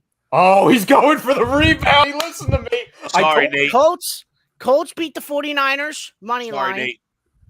Yeah, Colts Ended beat at the 57. 49ers. How many times do I got to tell you to get away from the money line? Damn. I got the over on the Bengals and Ravens game. Look at you now. Hold on. I got to stop. Right? I feel good inside right now. Freaking 6 weeks ago, I had no idea what he was doing. It was just, I don't know what I'm doing. He was yelling at us, right? Look at him. Now he's deep diving. He's talking money lines. I feel like he hit an over under. No, I feel like Tom, the thought of what you're saying is right, but I'm not going to let him get away with this because I know for a fact that he only does the money line because he doesn't understand the spread. I know, but he understands it now. Look at him. He knows it. I love the money line. Look at him. My meatloaf is no longer on the table. Look at you. The meatloaf is probably making the picks for him. Meatloaf's probably texting him. Talking meatloaf. And then my other lock is that Brady has 4 passing touchdowns this week. Okay. Oh, look at you. You're getting into the props, too. Look at him. See, Nate, look at the kid. Look at him. Look at her boy. Man, Ralphie's making more money than me. He's all grown up. Well, Noah, he is 1-7. So 1-7. I got to do something about it. I mean, no. You're probably still making more money than me. Oh my God. Tom, quickly. Yeah, I mean, I can. I'm just trying to think what I want. I meant like quickly to get away from the Noah conversation. I'm gonna go another one real quick. I'm just gonna throw one out while I'm thinking of other ones. While I have it in my head is another one. Who the fuck are the Chiefs right now to be going on the road giving anybody 5.5, especially a good football team like the Titans? I like the Titans again in this football game to cover. That's a lock. Chiefs might win that game. Titans will keep that game close. Now, the big question mark is, though, and I might have to, and I should have thought of this before I gave it as a lock, is that I don't know what the Titans secondary looks like with injuries because they were decimated in that game the other night. How many guys are they getting back? I don't know.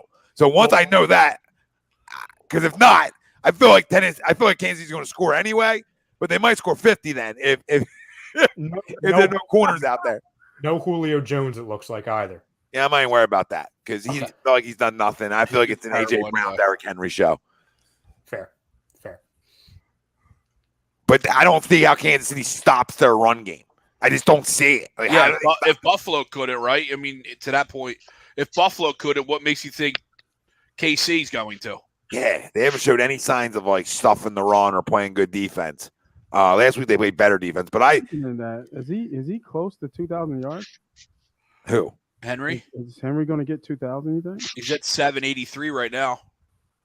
What's this? 7 games in? 7 games in? No, He's 5 at games. 783. This will be game 6. Holy 7. This will be game 7 for them. Golly. He might cross 1,000 this week. Could. So hold on. Let's do this live. He's got 10 touchdowns. Yep. He's got almost 800 yards. Yep. If he stays on pace, he's got to hit over 2,000 and over easily. 25 touchdowns? Yeah. Fucking insane. Easily. Is that and if they win the division, what division is that? South. The AFC South. I wonder if those stats are elite or not. I was wondering if that is that MVP stat? One-dimensional, Greg. I think it's very close to being MVP. You're right. You're absolutely right, Nate. But MVP, absolutely. MVP, absolutely. Because to that point, right? We all talk about the quarterbacks and how they usually hammer and kind of have that leg up. But those are historic type numbers. You know what I mean? Like those are big time numbers that he potentially could put up. And those, when you're not a quarterback, those are those type of years that you have to have. Derrick Henry right now, he's minus 140 to have the most rushing touchdowns. That's still crazy value for him. He leads it by what? Like by 5? Next closest person to him in touchdowns is what? Yeah. Elliott has 5. He has 10. You're getting minus 140 for him to lead. That's sick. Yeah, if you don't get hurt, I mean, I'll put a fucking $1,000 on that bitch. Because if you don't get hurt, ain't nobody catching him. Wow. He's plus 2,100 to win the MVP. Damn. Because him and Elliott are two guys that don't come off the field in the goal line. Are you talking about just rushing touchdowns, Nate? Yeah, I'm just talking about just rushing touchdowns. That's insane. That's a crazy. Yeah, because Cooper, Kupp, and Eckler in total are at 7. No, this is just most regular season rushing touchdowns 2021. I'm looking at it right now. Yeah. If you guys have this, if you're looking at this right now on FanDuel, most regular season rushing touchdowns is Derrick Henry minus 140. I would put a mortgage on that. Ain't nobody catching him unless he gets hurt. Knock on wood. And I don't think he was because he's a goddamn moose. You know what I mean? But yo, yeah, you're right. Rushing. He's doubled up. Yeah, he's doubled the next closest person. He's getting 3 a clip. You know what I mean? And he's got KC coming up. He might give KC 3. And you look at those guys behind him, right? James Conner, Elliott, Hunt, who's hurt. Darnold, he's been bad recently. Yeah. Hurts and James Robinson. Those are all the guys tied with 5. And do you see any of those guys having any more than 2 per game? I mean, maybe Zeke, right? Maybe Zeke's the only guy. One guy's not going to come off the court in those situations, right? Like that's how I look at it. Like Zeke's that's a good. And then looking at him as a dark horse to win MVP, I think is another good bet too. Because if he gets to 2,000 yards, he's in the conversation. Especially they're going to be. They're going to win. Who's in that division? Who else is in that division? The Colts, Texans, and Jags. It's just the Colts is their competition. It's just the Colts. Yeah, so it's just the Colts, and they're picking up. What's his face is starting to play well. If they would have beat Baltimore, they'd be a lot closer, obviously, in it. They'll be 3-2. Who in Tennessee had a bad loss against the Jets, right? Yeah, Tennessee. That was over in was that in it? No, that wasn't in No, that was in New York. It was in New York. I think that was the London game. And then here's the thing, they're going through this is the tough part of their schedule. They had the Bills, who they beat. They got the Chiefs, the Colts, and the Rams. And then everything else is easy street. Everything else is the Saints, the Texans, the Patriots, the Jags, the Steelers, the Niners. I mean, they'll lose some. They might lose somewhere in there. The Niners, Dolphins, and then Texans again. And then, so hold on. I'm just looking at this right now. So the Chiefs, I'm not sure about them yet because, like you said, they're secondary. Right, I think that's a good call. I mean, I would probably lean a little bit more Chiefs here. So, say they take an L on the Chiefs. What are they? 4-3. They beat the Colts 5-3. The Rams will be a tough game, but the Rams' defense is leaky against them. They got a hard ass schedule, the Tennessee Titans. Yeah, man. In a weak division, they got a hard ass schedule. But what I'm looking at is just that how many wins they're going to have. What's the rushing defenses that he's going to face, even though it's kind of like he's immune to 8 in the box or 9 in the box. It doesn't matter because they have such an identity to be able to do it. To be able to run the ball. Yeah. So, and they have a bye week coming up. He really might get to 2,000. If he gets to 2,020 touchdowns, man, that's pretty good long odds. Even though who's the last running back to win it? Oh. The MVP? Yeah, the MVP. Who did Chris Johnson win it when he broke 2,000? Did Adrian Peterson win? I don't know. I know. I know LaDainian did, but I'm trying to think about who else did. Like, look it up. I feel like I know LaDainian did, but that's going back now. Like somebody else. Who else won it? But LaDainian had 20 touchdowns. He had 20 total touchdowns, though. And he caught, and I think he had he might have had over 1,000 receiving yards too. I don't remember. Pop says Peterson. I think he did. Do you count Lamar Jackson? Benich. Good. 2000, 2012, it was Peterson. Okay, Yeah. and then before that, who was it? Tomlinson. It was back to back. LaDainian Tomlinson 06, Sean Alexander 05. Mhm. Yep, Ted just said that. Yeah, Wow. I mean, Sean had a big year. He had like 25, Yeah. almost 30 touchdowns. It was ridiculous. He had a ridiculous year. You're right. Yeah. You're right. I would put money on Derrick Henry winning it because it's been a minute since they gave it to a running back. Right.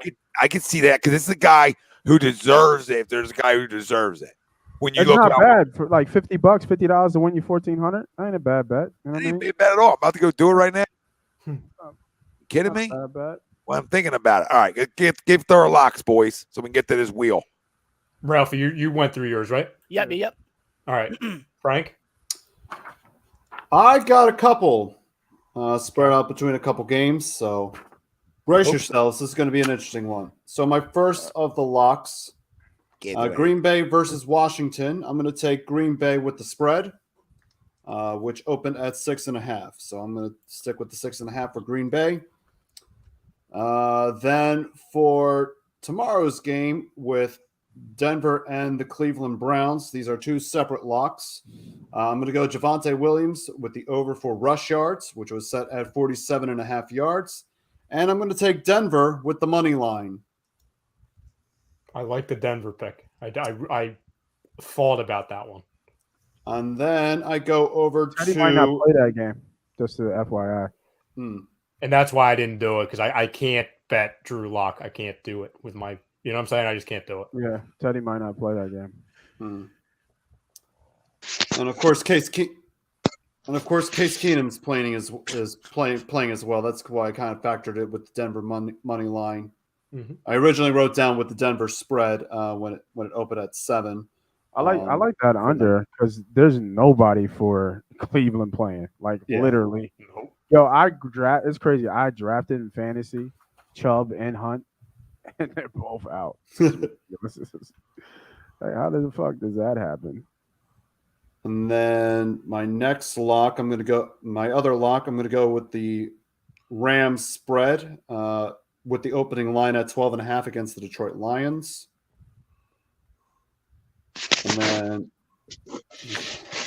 And the last two, I'm going to going to the Houston and Arizona game. Give me Arizona at 10.5. And DeAndre Hopkins, give me the over with receiving yards. How many locks was that? 6. Jesus God. Damn, y'all are getting. I like this. Look at y'all. Lines, props, all kinds of Greg, shit. go 1 second. I just want to tell people I just put $10 to win 70 on Arizona Cardinals most regular season wins. All right. Put $25 to win 137 on Patrick Mahomes most passing yards. Okay, because I feel like if they're playing from behind or their defense can't get off the field, he's going to throw a ton. That was good odds. And then I put Derrick Henry 25 to win 44 with the TDs. So just did a couple. Threw a couple in there. That touchdown one is bank.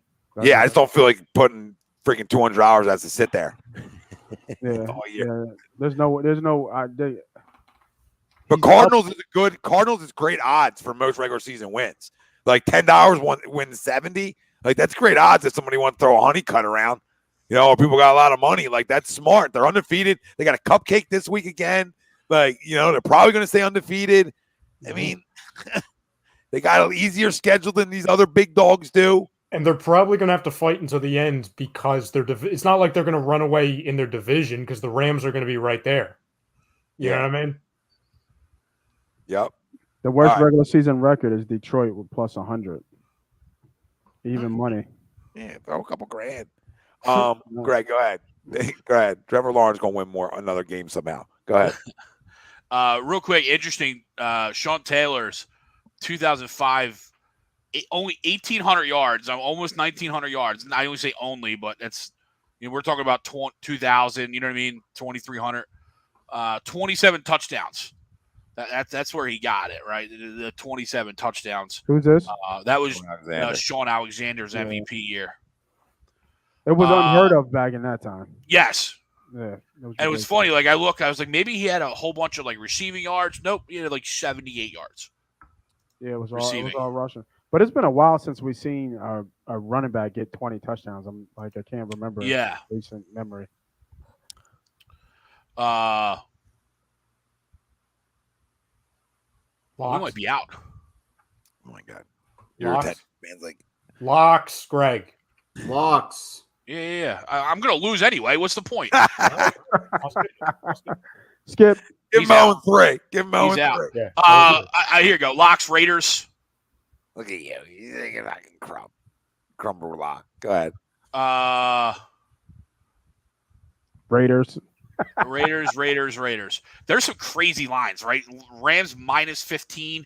Yeah. Cardinals -17.5. Holy smokes. Yeah. Remember what Sweeps always says? All right. Yeah. The other team lacing up? Yeah. The other team even playing? Do they play as well? Playing. I mean, Bucks -12.5. Holy smokes. You always want a 3-team tee that and bump everybody up. And then play. The other one I like too, I don't know. I don't know why. Give me the Bengals +6.5 at Baltimore. I feel like Baltimore's due for a loss. They should have lost to the Colts. Potentially should have lost last week. Or no, last week they put it on San Diego or the LA Chargers, whatever they're called.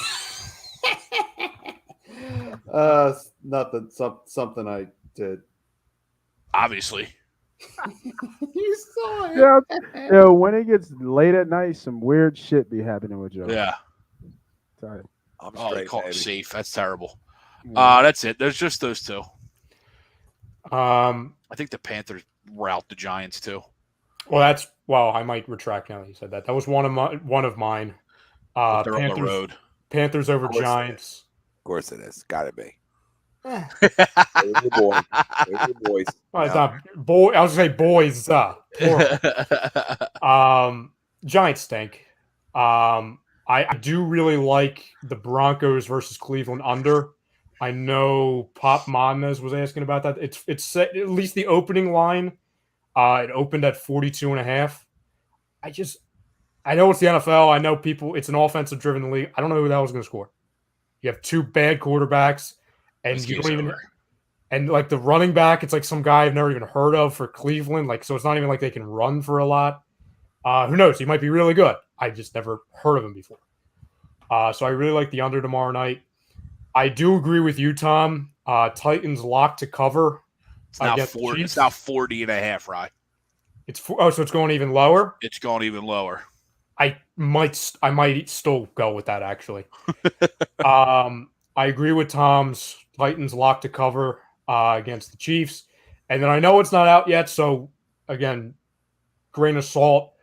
But I'm comfortable saying take the over in yards for Darren Waller, whatever it is. So those are 4. Man, it's a weird week, right? Yeah. Weird lines. You find out sort of who teams are a little bit, right? I don't know what Washington is. I don't know, but I feel like I know what Green Bay is. I think we know what their defense is at least, and that's not.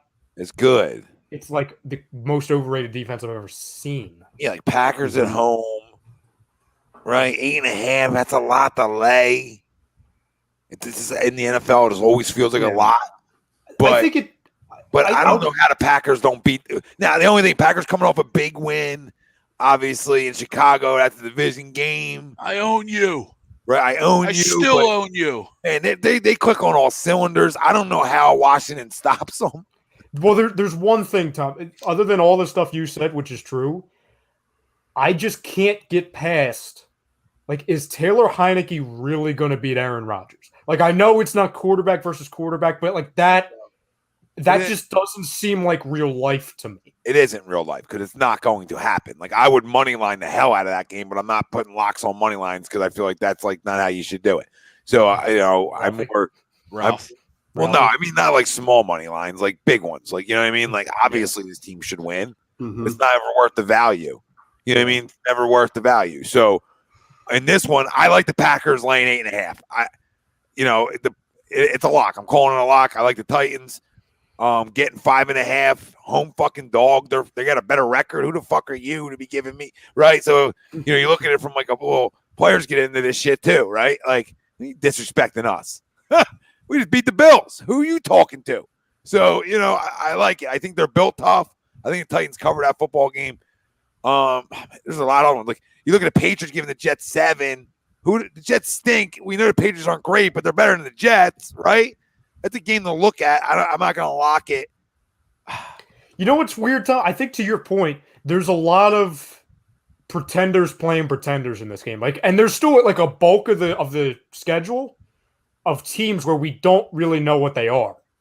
True. Because they flash like really good, and they flash like, okay, this team isn't a football team. Yeah, who are the Broncos? Like I'm going to lock the Browns tomorrow night, given 2. And I don't even care who's playing. Like their defense guys are playing. Cleveland's defense is too good to be playing like this. They're way too good, and they're almost due for a big night. And the Broncos' offense is meh, right? I think the quarterback just doesn't do it for me. Well, I'll tell you, two gloves just doesn't do enough for me. For me to say, not saying Baker's good. You know what I mean? Baker's also Keenum. It's Keenum tomorrow too. I'm about to say Baker's out, bro. Yeah, it's Keenum playing yesterday. He's officially ruled out this afternoon. They ruled him out already. I can't lock that then. I can't because he said yesterday in an interview, like, as long as I feel good, I'm playing. And then the next day he's out. Yeah, they jaw and beat him. You know what I'm saying? They should. It's a short week, man. Like, you have any chance of you winning, you have to get that shoulder right.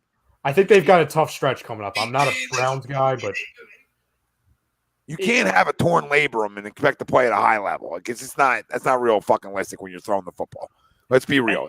Donovan, thanks, brother. Thanks, Donovan. And yes, they are. I just live bet the Blazers too, because fuck it, why not?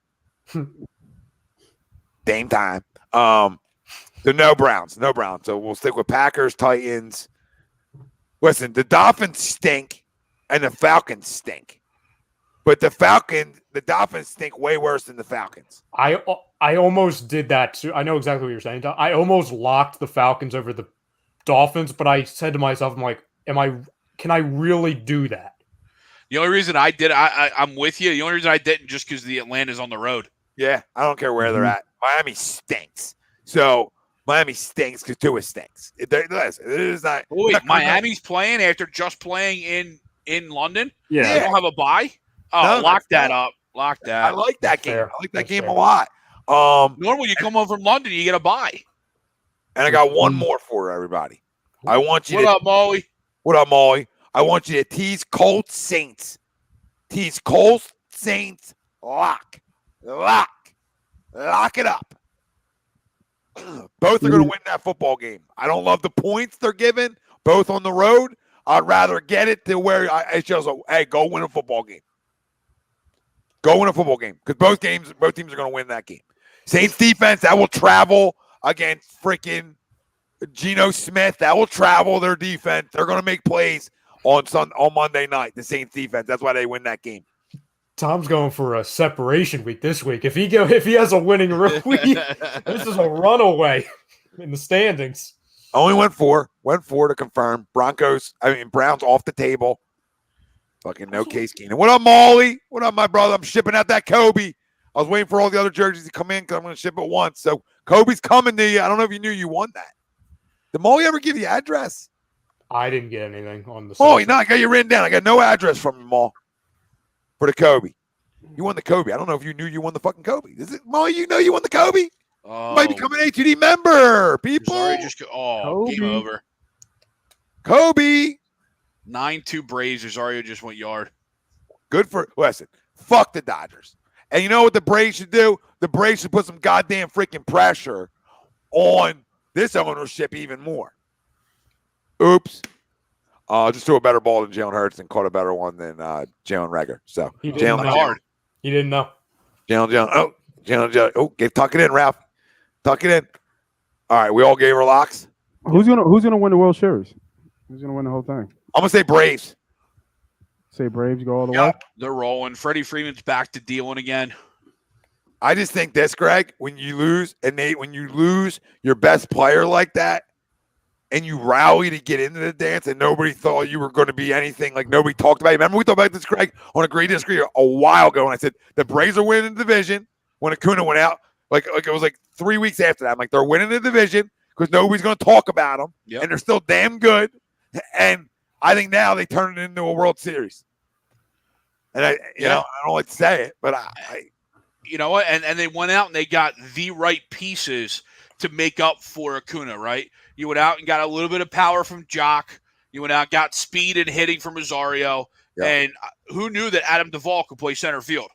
So that takes away, from having to put Pache out there, who's an automatic out in your offense. Yep. And they're just deep. Austin Riley's a pimp. Ozzie Albies, you see what he does at the top of a lineup. He was just an absolute pimp. And then, of course, Freddie.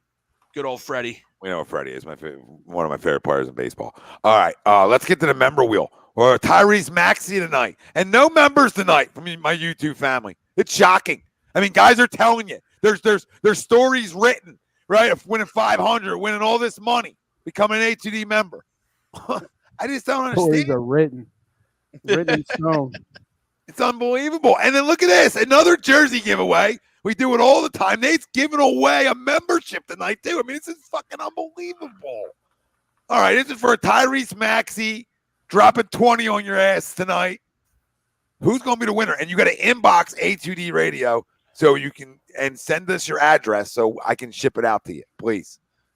The winner of Tyrese Maxey. Bill. No, can't do it. Bill just won, remember. Bill just won. He won Devontae Smith, which just came in the mail. We can't send it to a Celtics fan either. We can't do it. Can't happen. Can't happen. Okay. So we're spinning again? Yeah, once a month. Once a month you can win. Bill He knows the rules. No. He knows the rules. Not today, Bill. Nope. He knows the rules. You gotta wait. You gotta wait another week. Okay. Wayne also was a winner. He just won too. Oh, did he? Yeah, all these guys did. He won the Kelsey. It's because we're just giving shit away. Jesus Christ. He said it wasn't this month. There we go. It was within the last 30. It was within the last 30 days. Wasn't it in the last 30 days since we started the wheel? Come on. It had to have been. Yeah, because we haven't been doing this for very long. Bill, you know I love you, but no, Wayne got the Kelsey for signing up. Remember? Wayne didn't win off the wheel. Wayne got the Kelsey for signing up for the membership because I said, whoever signs up, I got you on a jersey. Right? Yep. Bill, I'll send you something, Bill. Am I spinning again? I'll send you a good care package. You'll enjoy it. All right? To make up for it. I'm not going to leave you with nothing. The wheel hit your name. You deserve something. So I got things laying around. I'll send you some good merch of sorts. All right? I got you. Am I spinning again? For what? Oh, there's Wayne. I know, Wayne, you got it. Wayne, you got the Tyrese Maxey coming your way. You got it. It wasn't on the wheel. Yep, I know. I confirmed it. So you all both getting shipped out because your Kelsey came in. And Bill, I'm shipping out yours. I'll ship out your stuff that I got over here for you. Got a freaking, I'm gonna send you a fucking A2D mug, a couple coasters. I got some things for you. Maybe another shirt. See what else I got, man. Might send you some Manscaped stuff too, Bill. The wheel is rigged. Marky Mark, you used to be a member. Marky Mark, what happened to you, buddy? Right? Yeah, Marky, where you at? Why are you not a member? How's it rigged? It's a fucking wheel spin. How do you rig it? How do you rig that?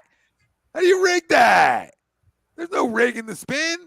Maybe we should do the third spinner wins moving forward so everybody can see that there's no rig. Spin it 3 times in the third winner so 2 people can get, I won. And then we got to fucking tell them the bad news. Wayne, hey, we know. Boys, have a good night. I'll catch you next week. All right, Noah. Noah, love you, baby. Bye, Noah. See you, Noah. Yeah, I'm about to say I ain't gonna be too far behind him. I'm going right with you. Oh crap. Uh-oh. All right. Anything else? Oh, we got to do Nate's spin. Oh, yeah, shit. God damn it, Ralph. Sorry. Ralph. I got it right here. Ralph, you've been betting so fucking much. You're fucking up. He's with Jen. Okay. How many we doing tonight? That's your answer. Yeah, Now, what's this for? it's for memberships. Okay. This is people who are in the chat and put in hashtag money pot. Okay. And if you're still out there, if you're still watching, well, I guess I don't know. Can we do that live? Can you add people live there, Ralphie? Well, if somebody becomes a member, how do you add people? Yeah. I don't know. That's what I said about. Well, we can do it next. We can do it next time. Jersey, don't you start? And Don't the you get Cunningham. wound up, And the Don. Cunningham. Don, Right? Fucking ankle gate. So this is for a membership. Yeah, this is for memberships. This is for All right, let's free do it, memberships. baby. Spinning the wheel. Who gets a member? Let's do 5 today. Eric. Don't know who I am. Eric. There's not a member already, but that's a story for another day. Okay. Mhm. He's a big gambler, so I'm not happy about that, but that's a win for Eric. Hold on. Let me write these names down so I can. How many times are we doing this? Just 5. 5. Winners, look at you. Yeah, let's give away 5. I All gotta right, so get. you I got got Eric. We got Eric. What's his name? Seen that. Jacinto. Go ahead. Got Eric. See what we got next. Who am I reaching out to? Okay. I know, Bill. I know, We Bill. got Michael Gavin. I know, Bill. Nate shouldn't have to be doing this, but he's such a giver. You know what I mean?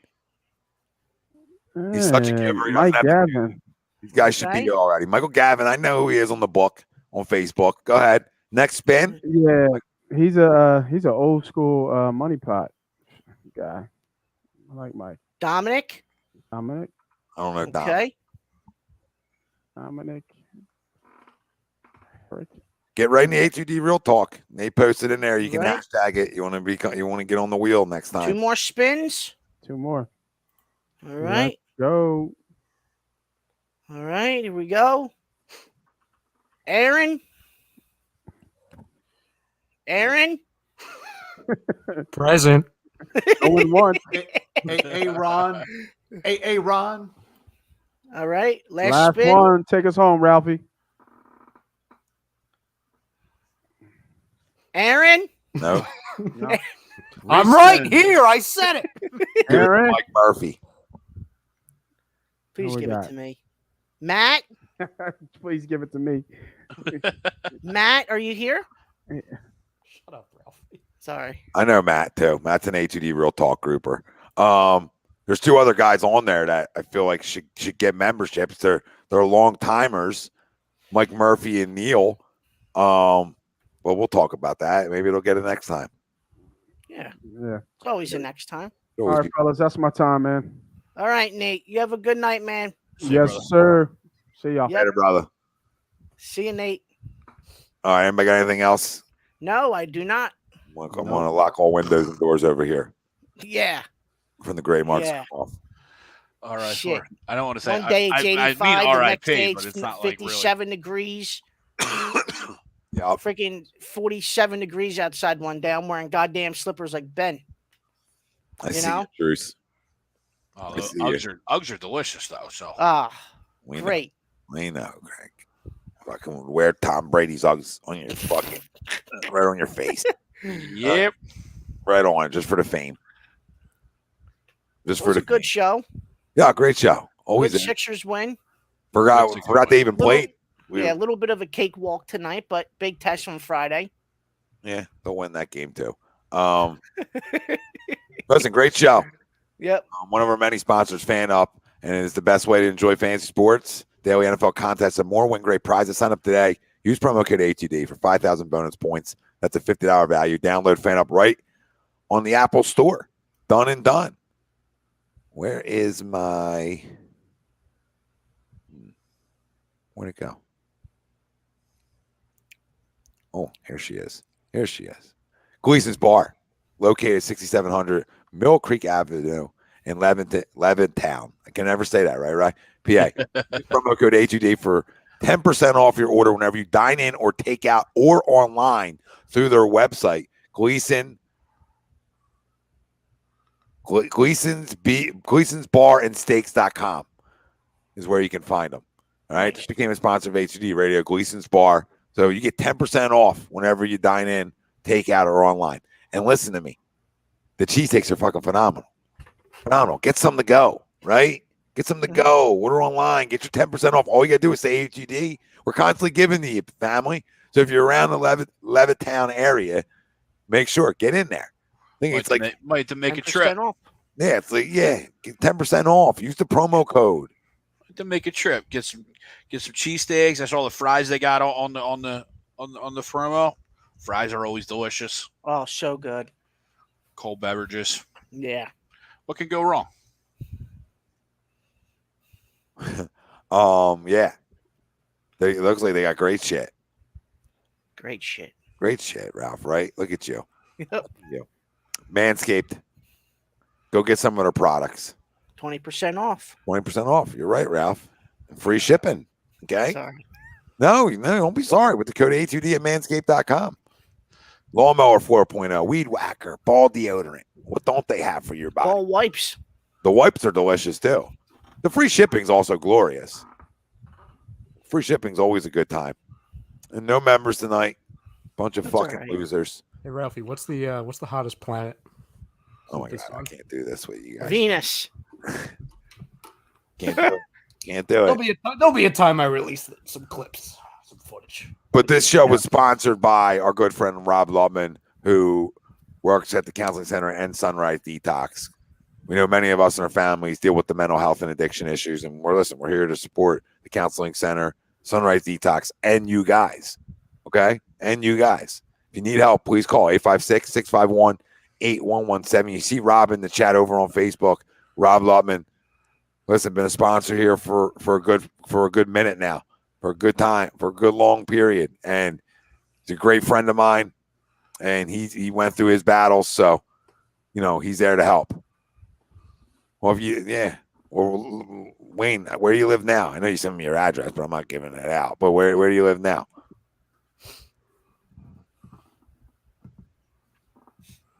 '72 East Rutherford Drive. Look at Dennis. Look at Dennis. Gleason has amazing cheesesteaks. Yes. Yeah, Ted, that's not going to keep up. It's a great start. I would love for that to keep up. Thanks, Bill. Peace, Pop. Listen, family out there, we love you guys. All the comments, questions, statements, doesn't matter. We love everyone who freaking chimes in here, helps drive this show. Absolutely. Said before, the voice of the people here. Been the voice of the people here for 7 goddamn years. Okay? Not going anywhere.